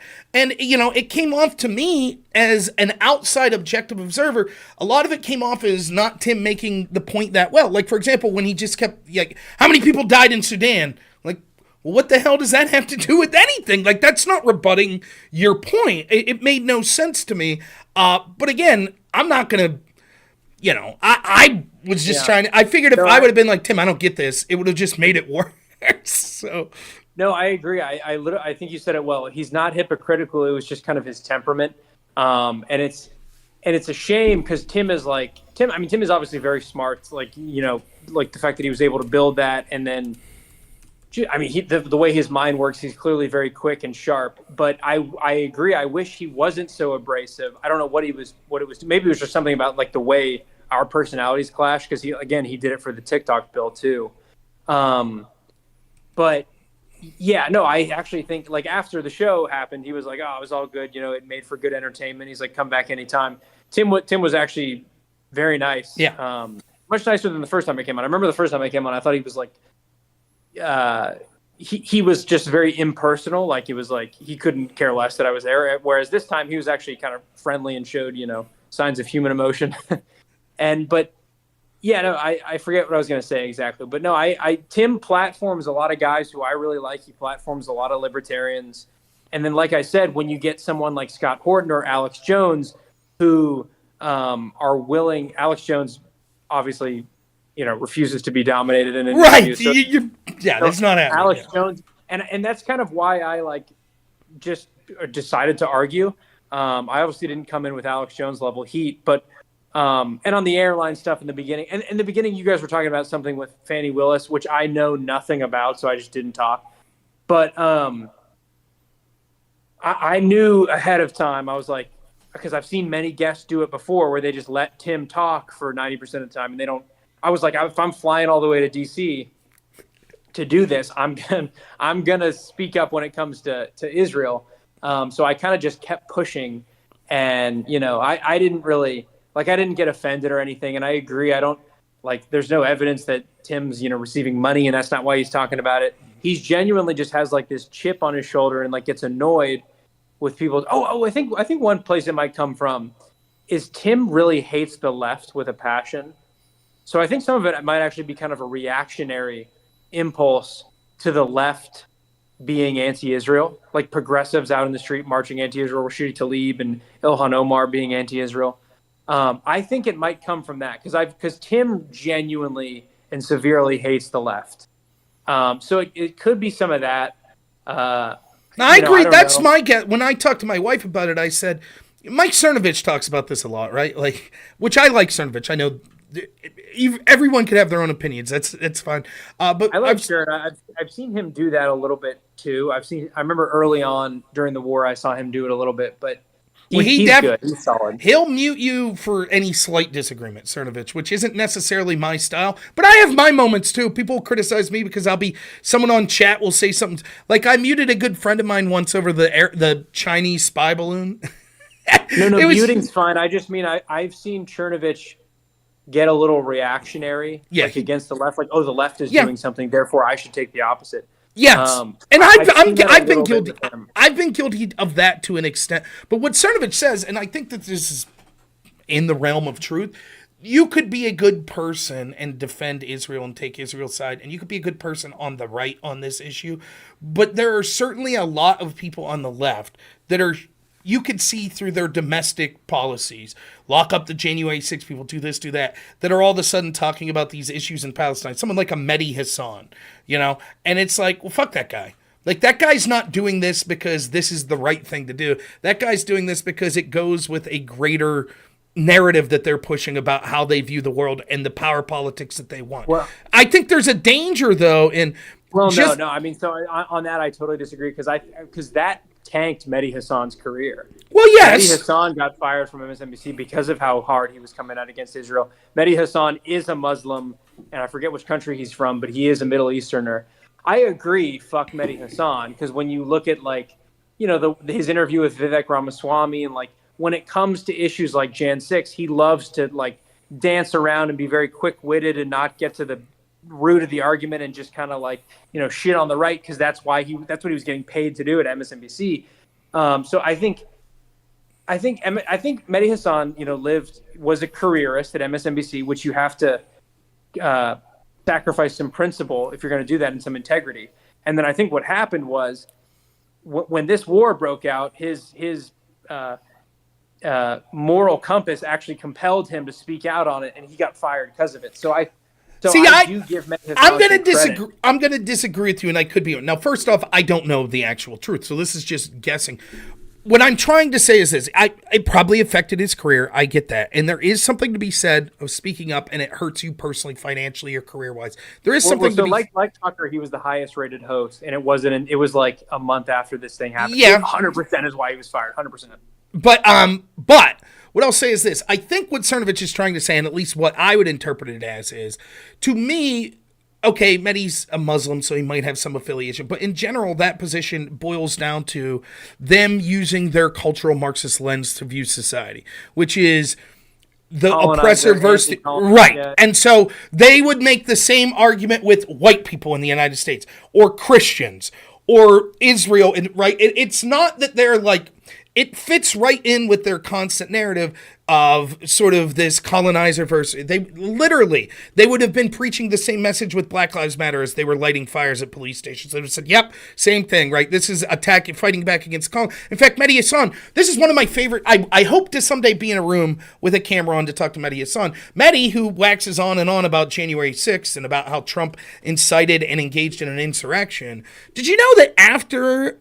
May 29th, 30th, 2020, when a bunch of radical lefties took Molotov cocktails to the White House and injured dozens of Secret Service agents, burnt down a guard station trying to get into the White House to get to Donald Trump, and they had to move Donald Trump to a bunker, Mehdi Hasan tweeted out, #BunkerBoy. Now that same guy's going to wax on about, oh my God, AOC feared for her life. They were approaching the Senate chambers and she feared for... So it's like, fuck that guy. I get it. However, what I will say, even if you believe like I believe on that, it doesn't matter. You have to separate this shit. Like, let me give you an example. It greatly displeased me to have to defend Rashida Tlaib when she was being criticized for saying, when it comes to AIPAC, it's all about the Benjamins. And that was considered anti-Semitic. Now, for all I know, Rashida Tlaib is an anti-Semite. She very well may be. However... Can you criticize AIPAC for having an undue financial interest in the United States? Of course. I do. Am I an anti-Semite? No. So to say, like, I love this argument that people try to make. It's like, oh, it's an anti-Semitic trope to talk about Jews and money. Therefore, you can't criticize the Israeli government's lobbying wing. Like, that's nonsensical. Yeah, that was Ilhan Omar, and I think it was. I think it was a play on like Benjamin Netanyahu also. It may have been. But yeah, I mean, that was just one of those things where it was so obviously not anti-Semitic. So like they always try to grasp at these straws and like claim that the squad is secretly anti-Semitic or that they're pro-Hamas. Like actually Libby, during our Timcast interview, like made some joke that Hamas does have a lobbying wing in the U.S. and I think she was hinting at Rashida Tlaib. So I mean that was just a joke, but like, yeah, no, I agree. I mean like the left are stupid, and on almost all domestic issues, I disagree with them. And you're right, they do view everything as like oppressed. Like that's the whole culture of Marxism. That's what it is viewing everything through an oppressor and oppressed lens. So when they apply it in the U.S., where it basically doesn't exist, it's obviously all nonsense. But in the case of Israel, Palestine, they actually happen to be correct in that case. So it's like the whole broken clock thing. It's like I really have no problem because I don't think about them. You know what I mean? Like so when my opinions happen to align with them, I don't really care. That's a brilliant way to put it. Right. You shouldn't give these people the power over you to make them question what you feel is right. Like that's nonsensical. And so that's the way this happens all the time. I'll be on a debate panel, right? Like I'll give you an example. A good friend of mine, one of my best friends that's an online streamer like me, happens to be a Christian nationalist, not a fan of gay marriage and whatever. I found myself in this knockdown drag out debate with them on gay marriage, where I'm supporting gay marriage and they're against it. And all of a sudden, all these lefties that have said the most vile shit to me, they start sending me these private messages like, thank you, man. Like, I really thought you were a bigot, but thanks for sticking up to me. And my response to all of them was like, fuck you. I didn't say this for you people. You people could fuck right off. I don't want to be part of your little group, right? If you thought I was a bigot and a racist until today, what did I say that made you think that? You just assumed why? Because I voted for Trump or because I vote for right-wing people like Ron Paul? You assume that. So yeah, that's what my answer is. Now I'm not saying I'm gonna be completely on. My buddy Casimir's in here. He is a ANCAP libertarian. He's eviscerating you. He says you're a piece of well, he's not saying you're a piece of. He's saying you're wrong. Right, you're wrong about all of your opinions. Scott Horton's wrong, and like he would debate you on this, right? Which I know we already talked about. I'm not springing a debate. He's an ANCAP, but he's pro-Israel. Yes. If you want to talk to him, I'm sure he'd come on to talk to you. But if you don't want to, that's fine. But the point, we can do that. Not tonight, but I'm happy to do that. Oh, I would love to, and I'll be fair. That would be great. He'll act. I don't know how you hold those views, but yeah, no, I'm happy to. He would definitely, because I've talked to him before. Anyways, the point I'm trying to make is this: I'm pleading ignorance in that I have not done my due diligence and research in this conflict in the area. He's pro-Israeli, not pro-Israel. He would like to clarify. Anyways, but so am I. Okay. The point that I'm trying to make with this is I don't know enough about the issue to have a strong stance. My gut feeling is this, that what Hamas did on October 7th was heinous and brutal. I'd look at it this way. You tell me if this is wrong. I think that both sides have an interest in propagandizing, and they're going to make the other side look worse and make their side look as innocent as possible. I view it as sort of, imagine that you have a corrupt police department that are dealing, like, did you ever watch the show The Shield? I don't know if I talked to you about this. No, I haven't. So the show The Shield was this old FX show, and it's about this corrupt drug unit of cops. And they're corrupt and they're horrible. But the gangs they're fighting are also corrupt and horrible. And to me, it's like Hamas is like the gangs. They're like the low-level people that are like, they'll drive by, shoot you, and they'll film it, and then they'll put it on social media. And Israel's more like the corrupt cops, where at face value, it looks like, oh, we're wearing our suits and ties, and, we're on the up and up. But in reality, they're doing all sorts of heinous shit behind the scenes. And they have the money and the influence that the average person that's looking, it would seem more like, oh, these are upstanding people, whereas these other people are savages. And yeah, the savages don't have the PR. Right. I think that's an interesting analogy. Yeah, it's kind of. And now I'm not trying to make a racial point, like, oh, you're saying cops are normally white and gangs are. That's not the point I'm trying to make. I'm trying to make the group with institutional power and wealth that could be shitty and corrupt versus being shitty and corrupt and not having that wealth and institutional power. That doesn't mean you're a good guy. It doesn't mean Hamas is good guys. And you might say, well, Israel's the type of people that might use legalese to get me off my land, whereas Hamas are the type of guys that would just come in and shoot me and take my land, or something like that. I don't know exactly but that's my gut feeling of what's going on. And both sides are going to blow smoke up my ass about, no, our side never did anything wrong and the other side said. So my guess is what happened on October 7th was terrible, that innocent people lost their lives. That's my guess. I also guessed that it was blown out of proportion, and a lot of people jumped on stories of like thousands of people raped and all this, and they didn't know what they were just repeating propaganda. And then I also believe that Israel has done heinous shit in the area, but I think that it's blown out of proportion to some extent too by people that are pro-Palestine that are making it seem worse than what's actually going on. The truth's somewhere in between there. That's my belief. And I feel horrible for any innocent people being involved, but I think the role of the United States is to not be involved and instead push for peaceful resolutions as much as possible. And one of the ways that could benefit, I think, is in a way that you've already mentioned, which is, would Israel behave differently if they did not have the military and financial backing of the United States? Would that force them to be more conciliatory when they come to the negotiating table, right? Would they all of a sudden be like, well, we're not going to just be like, we'll say what we want because we could wipe you off the face of the earth because we got the big guys backing us. And so, I think that that's a possibility. But that's basically where I come from. So I'm happy to have you and Casimir come on and debate this at some point in the future. But my whole spiel being wordy about this was just to say the following. I don't think that you holding an opinion on this on one side or the other means that you should be drummed out of polite society and you're clearly a piece of shit propagandist. I think that's nonsensical. And I think that's how people want to play it. And it doesn't matter what side I would think is more right or wrong. I think that people could have opinions on both sides of this. And it's worth evaluating the opinion as opposed to saying, I know that person. And I know their beliefs. I know who Ilhan Omar is. And I know she's a piece of shit. So I refuse to listen to anything her or people that identify with her politically have to say on this matter. I think that's a huge mistake because what ends up happening is you then get a blind spot. If you just assume, it's the same thing we talked about with Ukraine, Russia. It would be the equivalent of saying, well, if I criticize Ukraine, then I have to take the side of Russia. Or if I look at the people that are pro-Ukrainian and they're all pieces of shit, so that must mean Russia's the good guys. That's a dumb way to look at things, I think. Yeah, no, it is actually funny. I never even thought about this, but how quickly the whole pro-Hamas label arose.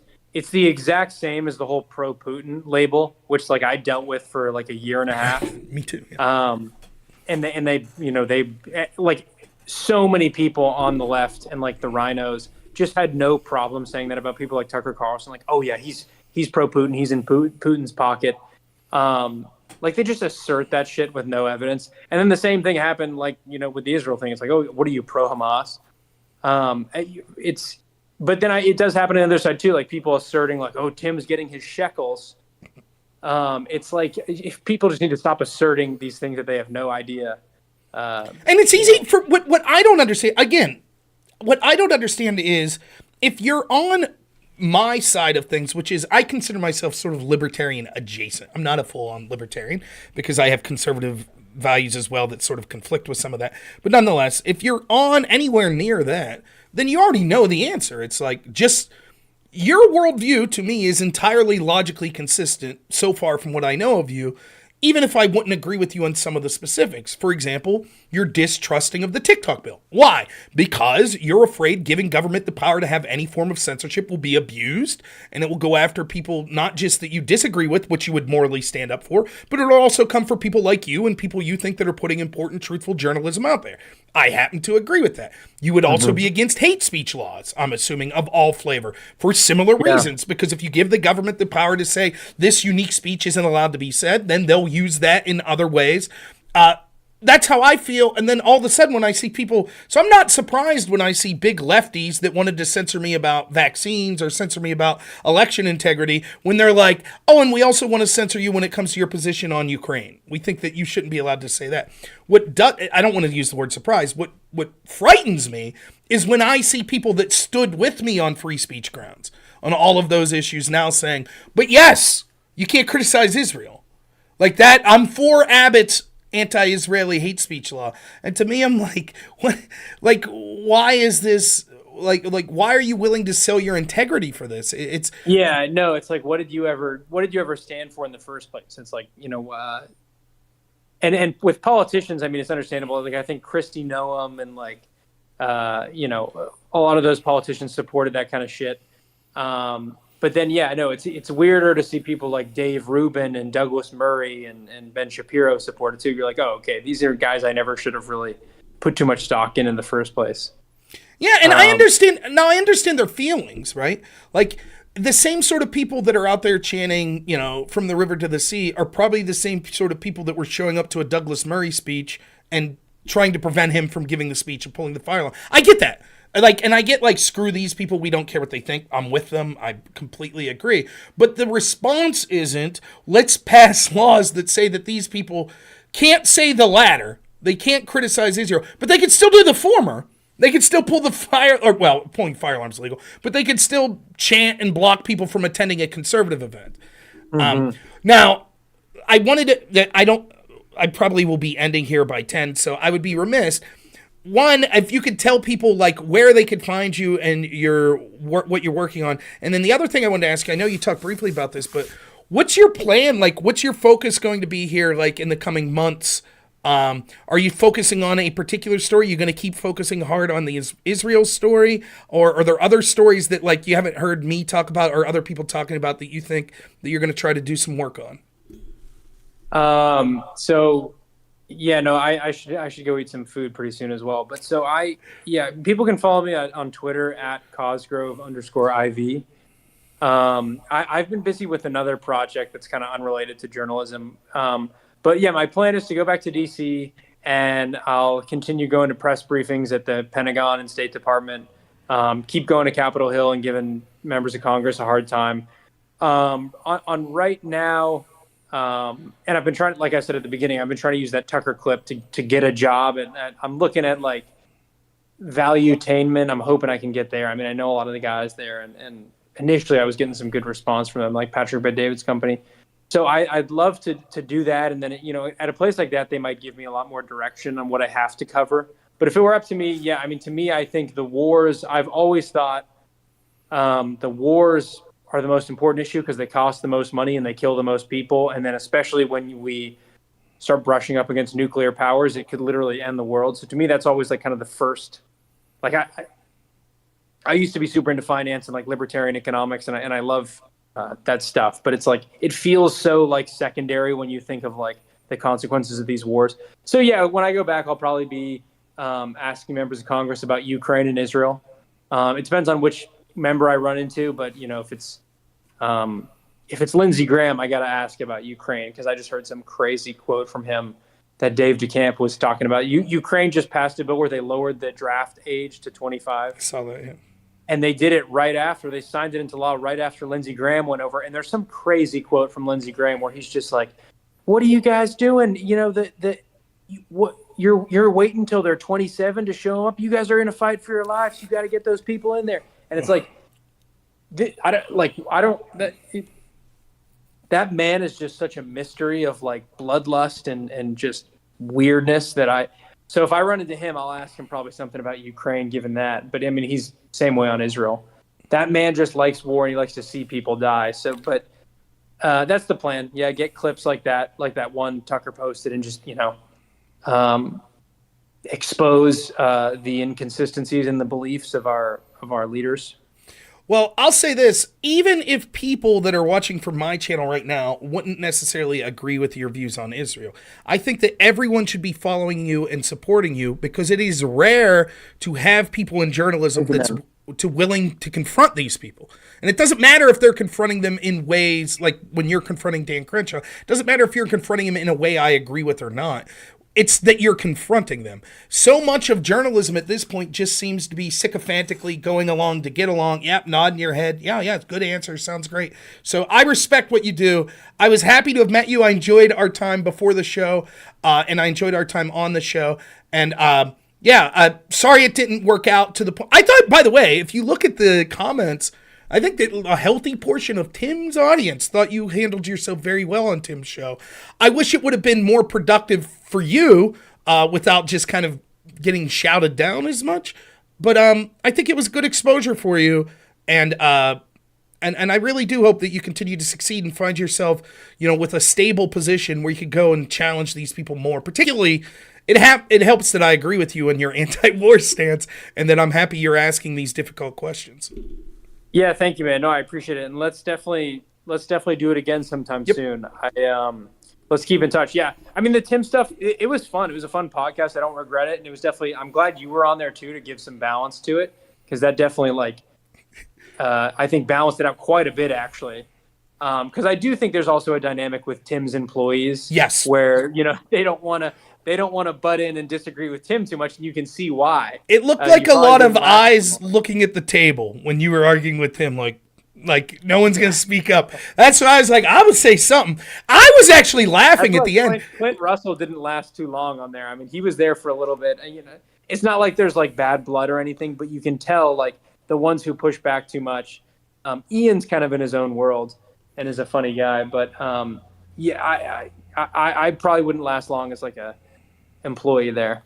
So just to let my audience know, I just put the link to Liam's X feed there. That's the best place to find him. You could also find you're still writing for the Gray Zone or doing reporting for the Gray Zone, correct? So yeah, that's probably where videos will come out. Yeah. So you could check out the Gray Zone as well. But Liam, absolutely, we'll do it again. Pleasure to talk to you. Wish you all the best, and hopefully we talk soon. Likewise, man. Have a good night. All right, have a good one, man. Good stuff. Now, happy to have met Liam, and I'm happy that he was was a guest on that show, even if you don't like his stance there, which, by the way, I agree 90% of what he's saying easily. The other 10%, I would have to listen to someone like him and Casimir hash it out. But ultimately, it's not going to change my policy prescription, which is we shouldn't be involved. But Liam, like you can see, again, we'll play that clip. Let's play that clip again, because I think it is worth highlighting. People that are willing to go up to get press credentials, to do this work of getting in there and asking people like Dan Crenshaw these questions, which I think are important. So we'll play this one more time. But this ironically, this clip literally was retweeted by Tucker Carlson 20 minutes before me and Liam were on Timcast. Access to everything TikTok has, which means data on all Americans. And with data and with access to your app that you're addicted to, you can vastly manipulate an entire population, which the Chinese have done already. Are you worried that our intelligence agencies are doing the same thing domestically? Am I worried that? I know that they're not. They're not manipulating Americans? They're not controlling the flow of information? Yeah. Did you have some evidence otherwise that you'd like to share? I mean, okay. Before the any serious questions? Say fight dance, where to say fight. Congressman, you asked for an example of the U.S. intelligence agencies meddling in our information. What about before the 2020 election when 50 members came out and said the Hunter Biden laptop was Russian disinformation? Does that count? No, because they were retired. They were retired, but the FBI had the laptop for over a year. There's nothing even close to what TikTok. Access to everything TikTok has, which means I love when he asks for an example from Liam, and Liam starts speaking, and he's like, "Oh." No, I respect that. I feel that journalism, the traditional sense of journalism, is dying. I really do. That's why I really enjoyed hanging out with my friend that I used to do the radio show with, Todd Bartley. Todd was a sports journalist. That was his job. He was not a political journalist. And he found himself, particularly during COVID, being the only person with a press credential here in Pennsylvania that was in the press pool asking Tom Wolfe difficult questions. Every other press member was just like, oh, yeah. So I appreciate, and again, it doesn't matter if I would agree with everything Liam says. This is what journalism should be, asking difficult questions. He wasn't overly rude or anything like that. Brought up a timely question, and I thought he made Crenshaw look like a fool. Twitter files would constitute as an example, in my opinion. Yeah, Liam does seem more open, and Casimir, if you want, and I know you're always game for it, I'll set up a debate in a month or two between you and, I don't want to bother Liam now. I know he's busy with some things he has going on. He was nice to give us some time tonight, but I would set up a debate between you and Liam. I think both you would trust I would moderate that fairly. So yeah, it'd be interesting to hear that position of it. But yeah, he's a good guy, and I will admit, I thought Tim did not handle the situation the best when it came to letting Liam express his views. And I thought it was important that Liam got an opportunity, which is why I didn't want to set up callers or anything tonight, because tonight I wanted to make sure that Liam got a chance to say what he wanted to say on Timcast. And I think that was accomplished. Now, I know it sucks that he just spoke to 100 people instead of 100,000, which would have seen Timcast show.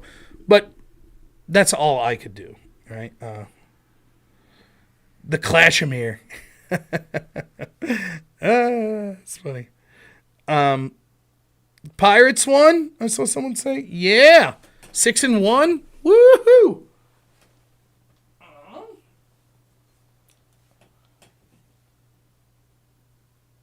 Okay.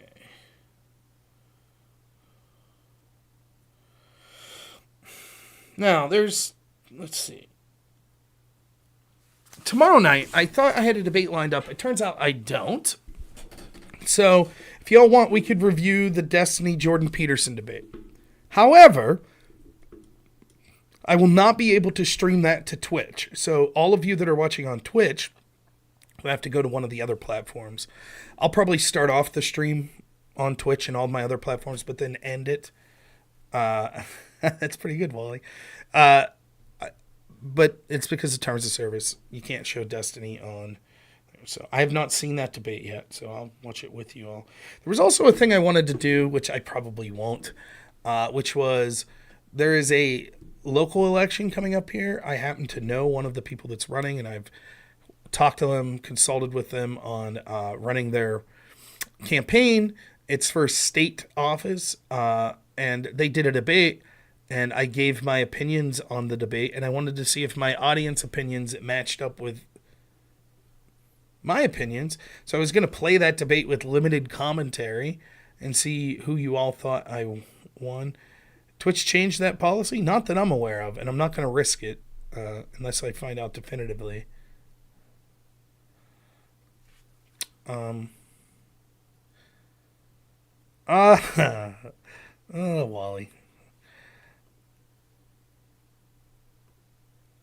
Wally would be king of open mic night with bangers like those jokes. Destiny covered it on stream today. Really? Just changed it today. Well, surprised. I believe Crenshaw lost his eye in combat. I believe. Am I wrong about this? He served in the military. I think he lost his eye in combat. Yeah, thank you, Tigera. It's worth looking into, absolutely. Because I would prefer to be able to stream it there. And it's not like I would be like him talking to Jordan Peterson on the Daily Wire isn't like, right? I think that would be mainstream enough that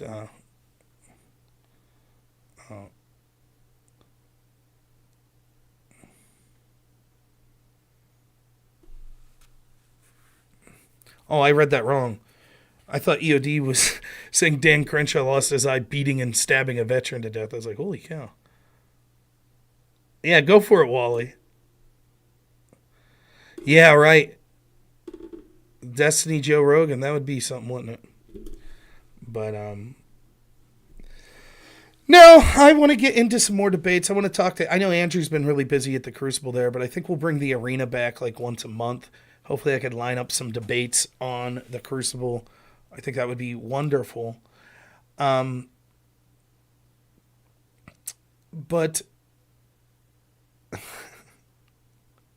oh, Key Lime's being his normal dickhead self. Who would have guessed?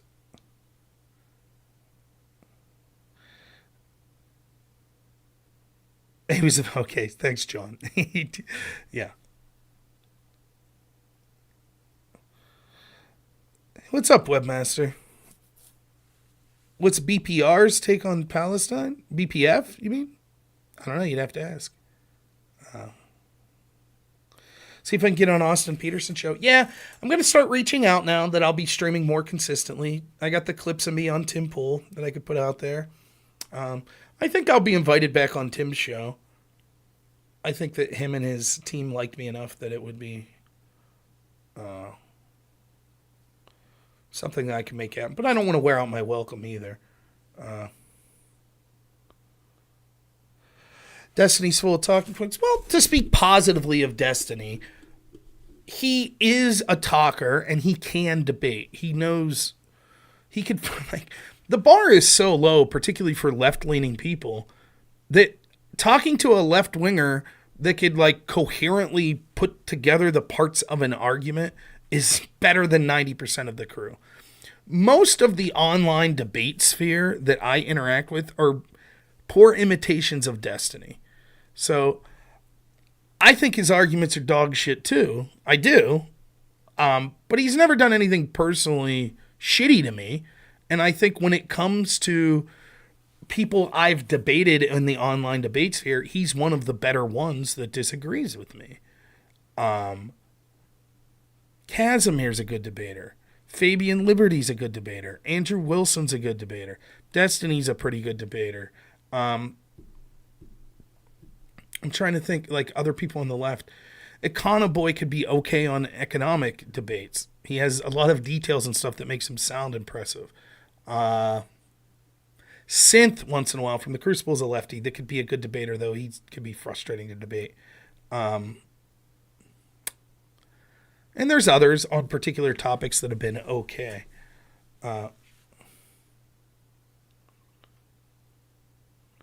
So wait a minute. Andrew wasn't on with Gavin? Because I saw he had pictures at Gavin's desk. He ended up not filming? Is that what happened? Because I'll be honest with you, I'm a big Gavin McInnes fan. That probably just got me on some watch list, but I think he's funny as shit.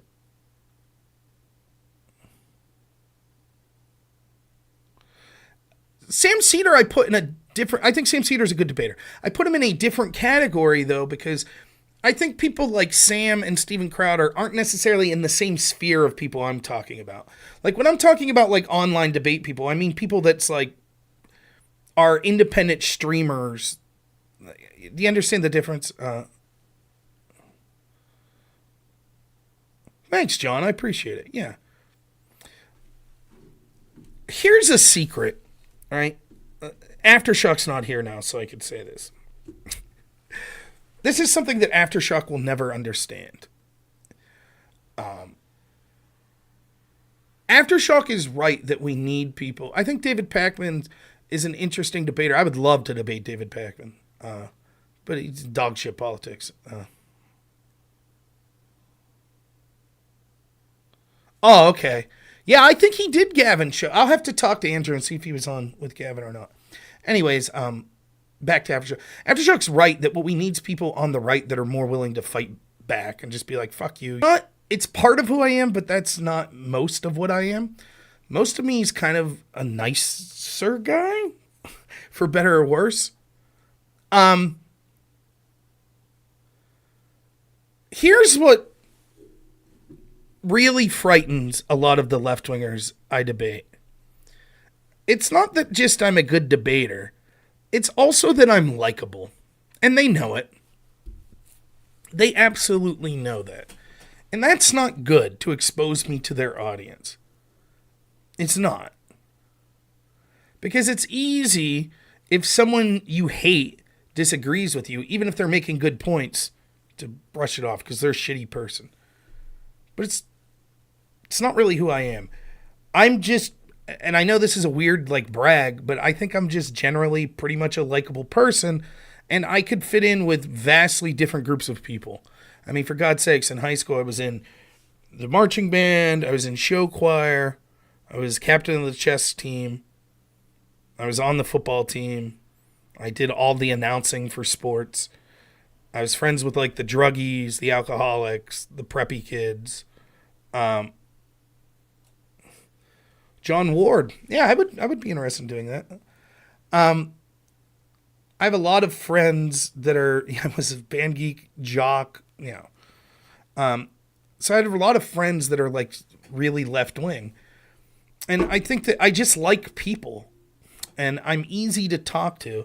And so when I went down to Tim's show, you might think a victory for me would be getting 10,000 people to subscribe to my channel the next day when I streamed. And that would be a victory in some senses.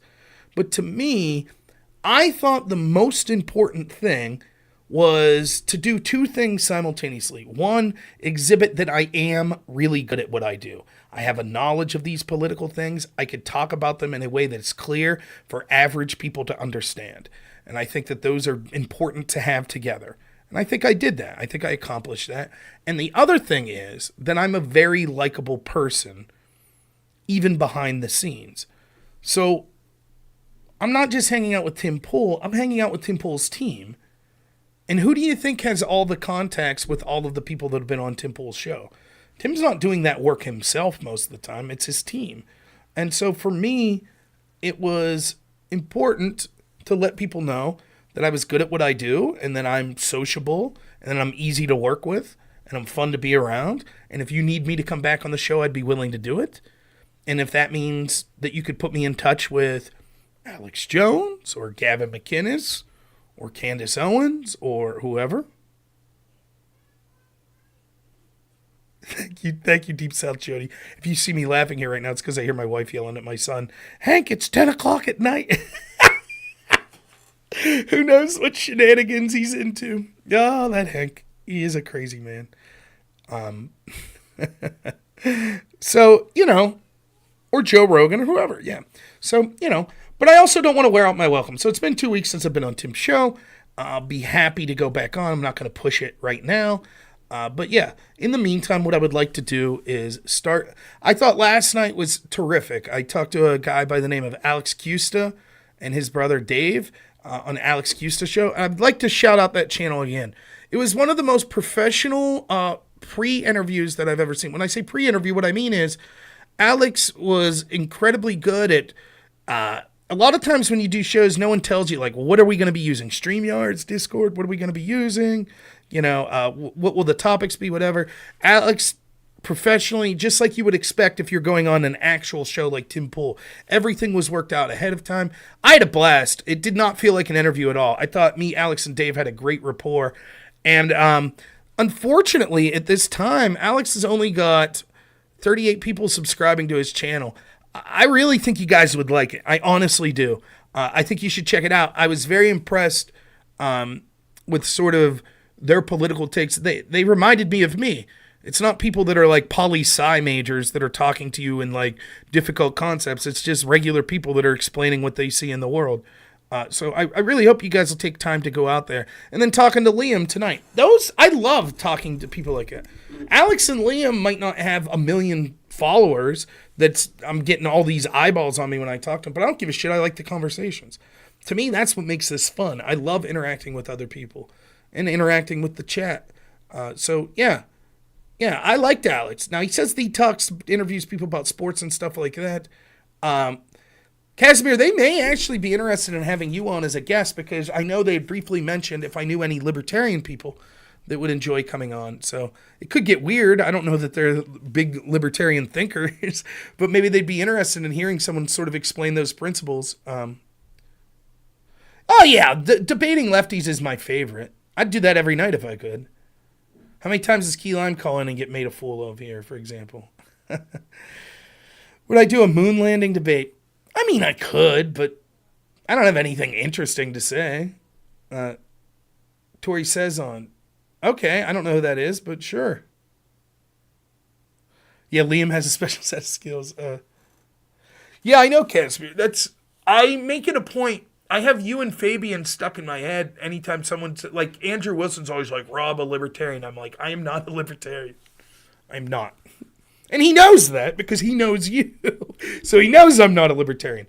I am what I would call a libertarian adjacent, but I'm not a libertarian. There are very few real libertarians. That is absolutely true.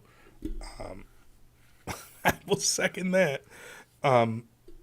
What's my take on Trump's ability to win in November? I still put the chance very low. I think we are still early in the election season. The amount of scandals, corruption that will be against him will be unbelievable. Places like Pennsylvania still haven't got a hand on ballot harvesting, securing the election. 5%,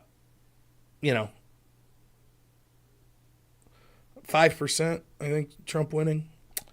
But before you get blackpilled, I also thought he had almost no chance in 2016, and he proved me wrong. So, but I'll be doing my best to push him across the line. Have I ever talked to Resvier? He's one of the few lefties I could stand. Very likable. No, I've never talked to him. Like, there are lefty. Like, I'll tell you a lefty that I like. I think Wick seems like a nice guy. Wick. I don't know anyone who's had anything bad to say about his personality. Seems like a nice dude. I think his politics are dog shit, but he seemed like a nice guy. Thank you, Casimir. I appreciate it. Yeah. Have I looked into the voter registration anomalies? I've heard talk. So I messaged Scott Pressler about it. Scott's doing a lot of work here in Pennsylvania with the Amish community, and some of them don't have driver's license. But my understanding is, from his talking of it, is they're using their Social Security cards. The Clips is going to give Trump superpowers? Maybe. Maybe. So probably the next thing I would like to dive into is current literature on vaccines, on particularly the COVID vaccine, because I told Destiny after this Jordan Peterson debate that he had where he mentioned vaccines that I would love to talk to him. And what I do have is a good understanding of where the science of vaccines were in 2021 on COVID vaccines, when Biden was suggesting mandating people to take the vaccines. And to me, believe it or not, that data is still the most important. And you might say, well, why? If there's updated data now, wouldn't that be more relevant? No. Because the question is, when half of this country wanted to force you to take that vaccine or lose your job, what did the science say? And what the science said is amazing. And I particularly focused on using studies such as those from the CDC, that lefties would say, yes, those are the places to look. And when you look into it, it turns out that if you take certain segments of the population, such as people that had a previous infection, that getting the vaccine was a net detriment to them, and it's not even arguable. The distributist. Okay, I don't know who that is, but that would be cool. All right, it sounds like I got to get downstairs. It sounds like there's like a fist fight going on down there. Like I hear Hank's yelling at my wife now. What is going on? It's crazy. So let's raid someone here on Twitch.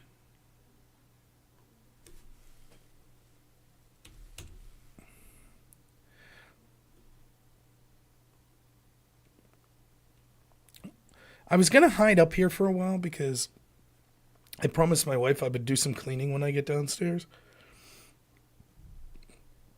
And I just know she's going to hold me to it. Damn. That's all right.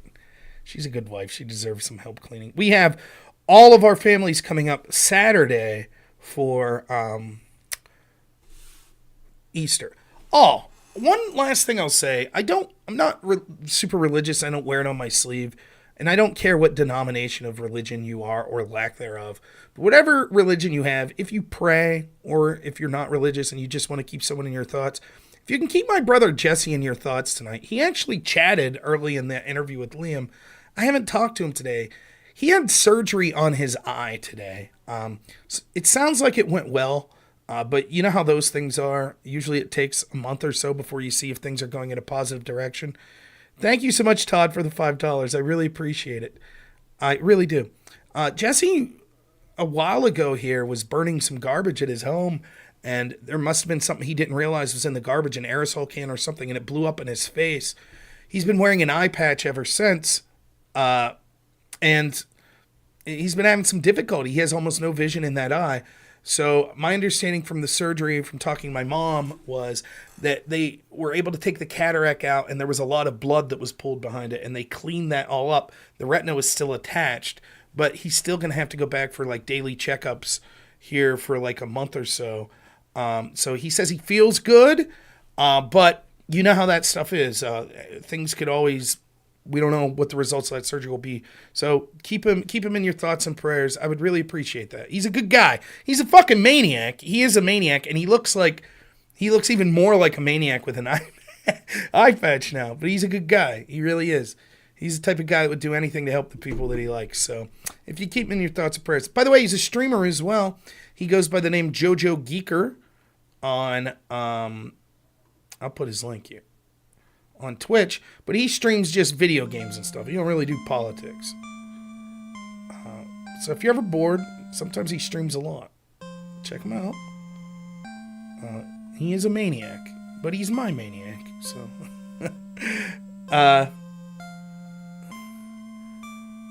but no, I appreciate it, everyone. I know he'll appreciate it as well.